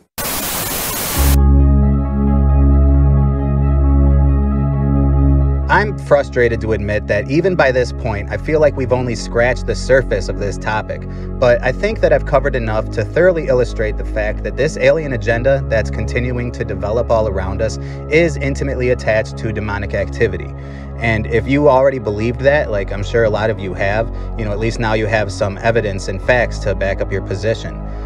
But fortunately, we don't need to rely on my speculations and amateur research to figure this out, because thanks to the efforts of the CE4 research group, we now have some amazing statistics that will add a giant exclamation point to the end of every claim that I've made.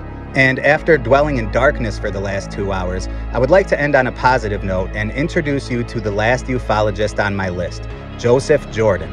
Because in a community that is dominated by deception, Jordan stands as a beacon of hope. He is the president and founder of the CE4 Research Group, an alien abduction investigation and research program.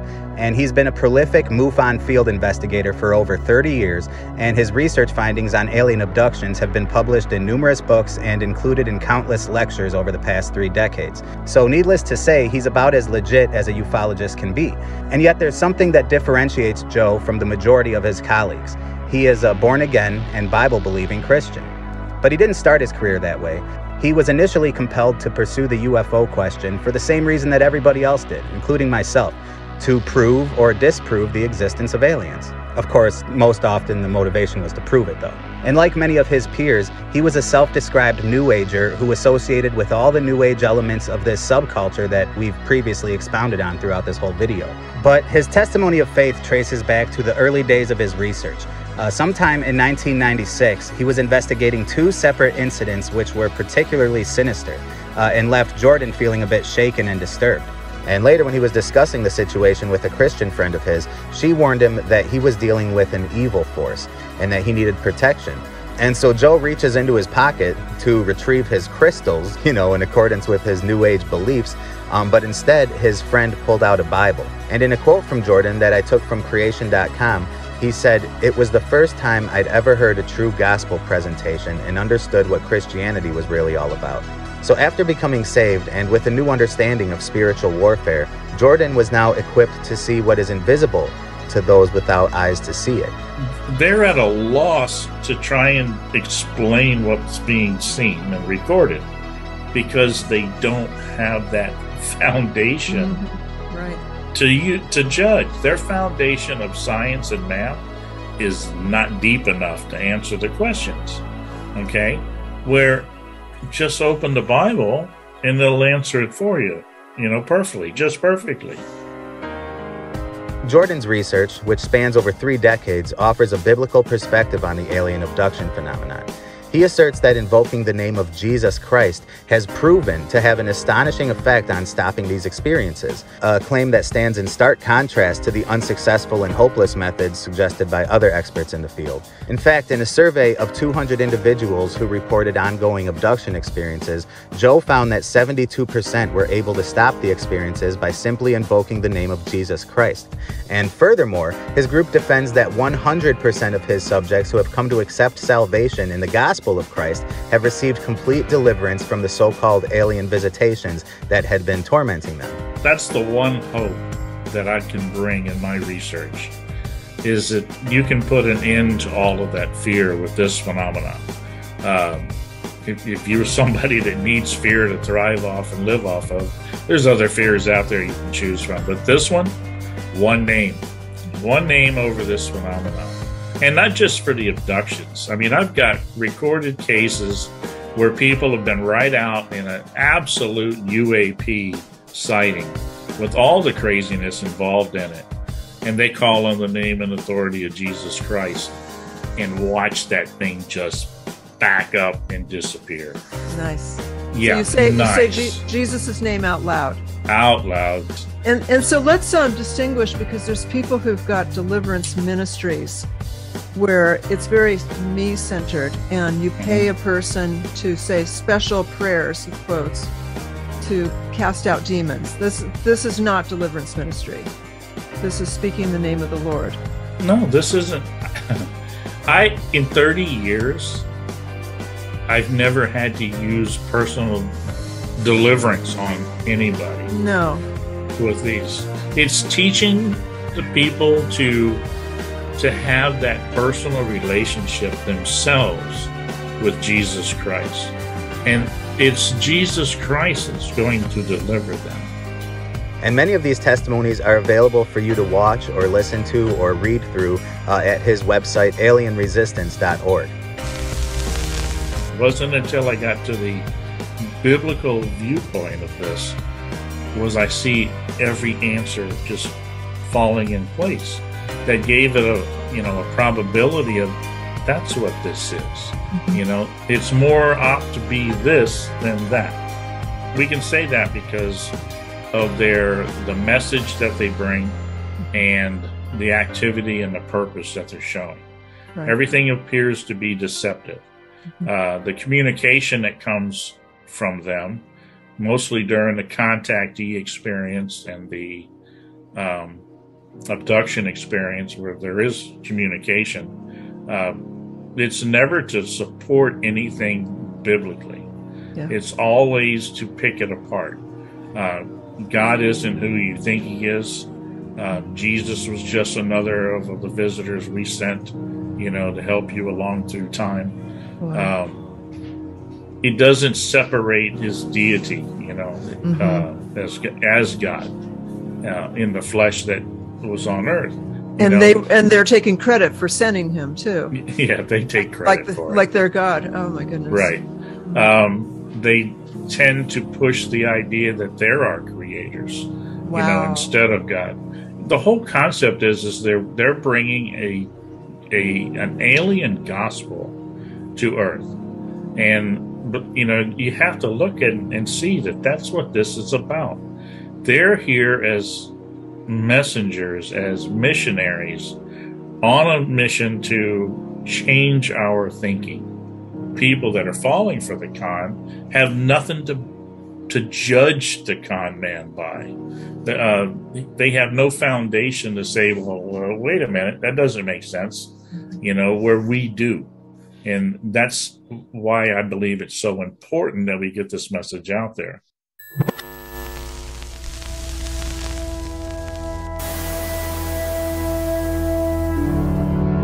An Air Force veteran and former intelligence official is going public about a secret government UFO recovery program he says has been collecting alien spacecraft for decades.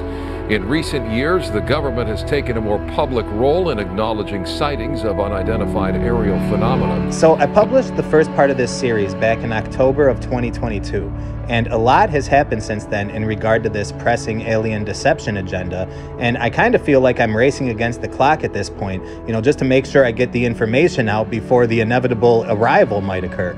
And I guess it's just in God's sovereign design that I would happen to be covering this topic in such depth right now, right in the midst of its emergence in the world around us. Because it's not like I've had a vision from God, and I don't view myself as a messenger or anything weird like that. I'm merely just following the script of the agenda, just like I've always done with this channel. And since the beginning of the pandemic, which, is kind of the great Trojan horse of Agenda 2030, I have watched every bullet point that was once regarded to be a conspiracy theory just systematically rolled out in predictable procession. And this alien agenda is like the mother of all conspiracy theories. And it's associated with a government cover-up that's so deep, it would make the Watergate scandal seem like a shining example of government transparency. And I think that a lot of us already know that it's only a matter of time before this final card gets played. I was introduced to the late Dr. Wernher von Braun in the U.S., the father of rocketry. He said to me, "Carol, you will stop the weaponization of space." And we have to prevent the weaponization of space because there is a lie being told to everyone that the weaponization of space is now first being based upon the evil empire, the Russians. Then there would be terrorists.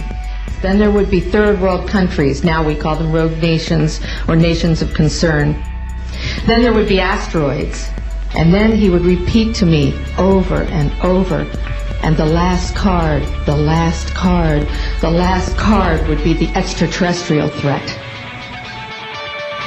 Now, this isn't the first time that I've had to apologize for this, but once again, I've let my mouth get ahead of my head by stating that this would be the final part in this series, because I was wrong. This may have been my longest film yet, and there is still so much more that we have to get through. And in the next part of this series, we're going to go on to explore plenty of evidence to show how the U.S. government itself has been the leading source behind the perpetuation of this alien deception. But what's more important to understand as we close this up is that this agenda is first and foremost a spiritual one. And in my opinion, it's one that is tied directly to the coming great delusion that is prophesied in scriptures. And then shall that wicked be revealed, whom the Lord shall consume with the spirit of his mouth, and shall destroy with the brightness of his coming, even him whose coming is after the workings of Satan, with all power and signs and lying wonders, and with all deceivableness of unrighteousness in them that perish, because they received not the love of the truth, that they might be saved. And for this cause God shall send them strong delusion, that they should believe a lie. The Bible teaches that Satan aspires to deceive the world with signs and wonders. In Matthew 24, Jesus teaches his disciples about the signs of the end times. And in verse 24, the Bible says, "For there shall arise false Christs and false prophets, and shall show great signs and wonders, insomuch that, if it were possible, they shall deceive the very elect."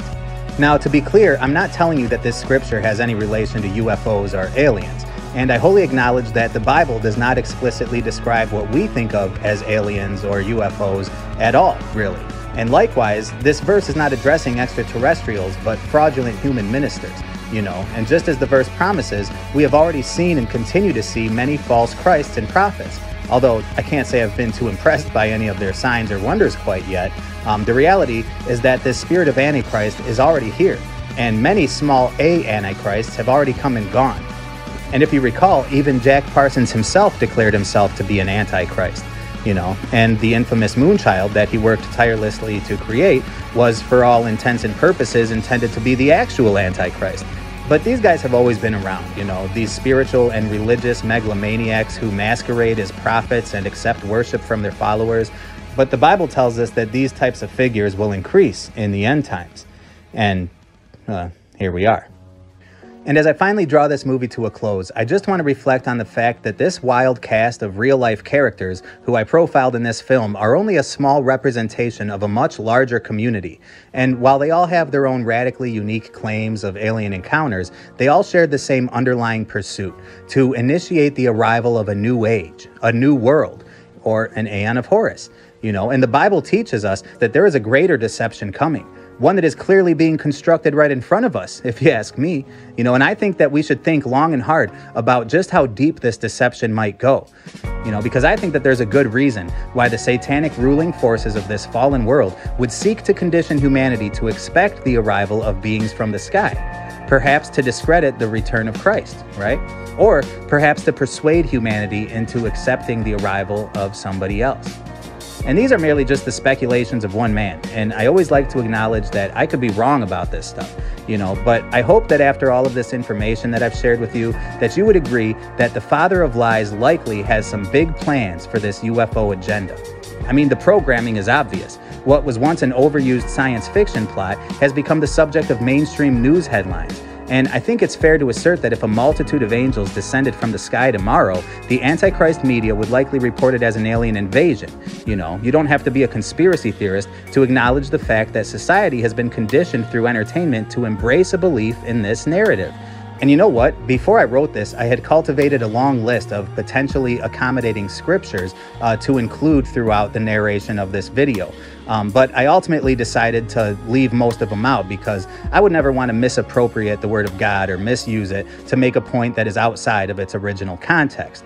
But I do think that it's a worthy idea for the mature Christian to ponder, because when we see all this stuff going on in our world, lining up with these prophecies, then I think we should talk about it. Because the purpose of biblical prophecy is to inform us of real life events that will actually occur. And so there's nothing wrong with looking into these prophecies and comparing them to the conditions of our times. I mean, you could argue that that's the very purpose of its inclusion in the preserved word. We have to remember that the prophecies described in the book of Revelation and elsewhere in the Bible, they're there for us to accept, regardless of how one might interpret the text beforehand. And we can't get so jaded by the televangelists and phony charismatic charlatans that we lose faith in the supernatural, because we worship a supernatural God. We worship a God that parted the seas from his throne in heaven and also walked upon its waves in human form. We worship a God of miracles. And our Bible describes a coming event that will defy the logic of all who witness it. An event that will shake the powers of heaven, according to Luke chapter 21. An event that will cause the hearts of men to fail from fear. Or in modern translation, something so terrifying and so incredible that men will actually faint at the sight of its presence. So you tell me, could alien spaceships be involved in something like that? I don't know. Your guess is as good as mine. But I could tell you this, the day will come when many unbelievers and enemies of God on the earth will look up and see something appear in the sky that will be far more dangerous to them than any UFO or aliens or fleet of spaceships. It'll be the returning Son of God, a glorious sight for some and a horrifying reality check for others. Interesting and multifaceted as this topic is, it's trivial in comparison to the basic gospel. I want you to know that the Bible does not really focus on the end times all that much. It's something that I feel inclined to mention because I know that a lot of you misunderstand the extent to which the Bible is concerned with these things. And I just sense the need to briefly explain that the main focus of the Bible is the gospel of Jesus Christ and the promise that we can all be forgiven for our sins and delivered from the penalty of our sin. And I know that a significant portion of my subscribers are more interested in conspiracy theories than Bible studies. But don't be deceived into accepting an attitude of doom and gloom when it comes to these topics.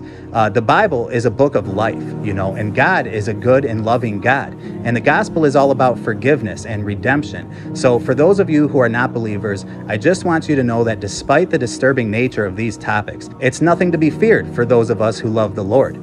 You got to remember that the purpose of these biblical signs is to warn believers about a coming persecution and to signal God's children of Christ's imminent return. But not so that we could build a bunker or stockpile ammo, but so that we would spread the gospel with a sense of urgency, knowing that the kingdom of heaven is at hand. And for Christians who long to be united with God, we are honestly kind of strangely encouraged as our society slips further down this satanic slope, because it only strengthens our faith that God is in control as we see the promises in his word being fulfilled in the midst of this lost and fallen world. So if you're sitting on the sidelines of this spiritual battle, I urge you to reconsider your doubts in light with the information that's revealed in this film and really in any production of Fallen World films. And so with that said, I look forward to seeing you guys on the next part of this series when I will finally explain why I have consistently referred to a coming fake or staged alien invasion throughout this series. And for those of you who have been waiting for it, this is where we're going to get into Project Bluebeam and Project Blue Book and a lot of other projects that don't include the word blue. And we will explore some amazing evidence that just might change your perspective on everything that you thought you knew about the relationship between governments and aliens, demons, and a little something called propaganda. So I hope that you'll join me again for the continuation of this study. But until then, God bless you all, and I hope that you'll consider subscribing to Fallen World Films and to help me share this video. As you can imagine, this channel is shadow banned to virtual invisibility. But I'll remind you, this channel is unmonetized, and at this point in my filmmaking career, I have yet to collect a single dime for my efforts. In fact, I've only lost money on this channel. And I don't say that to garner your sympathy, but just to help you understand the passion that goes into these productions. So if you'd like to help me out a little and support what I'm trying to do here, all I ask is for you to please like and share this video so that more people might benefit from its message. So I want to thank you for giving me your time, and I hope that you found some value in this film. And until the next one, I'm signing off. This is Tim from Fallen World Films.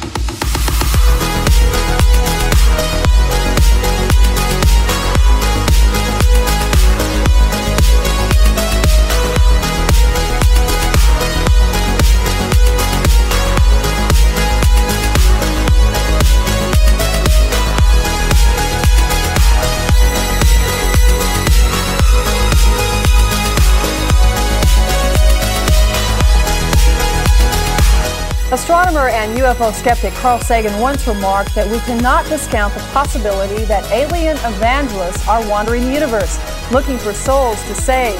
Sagan does not believe that aliens have visited Earth yet, but a lot of other people do. A confirmed contact with them would certainly change the way we all look at the world, and it might even affect our religious beliefs.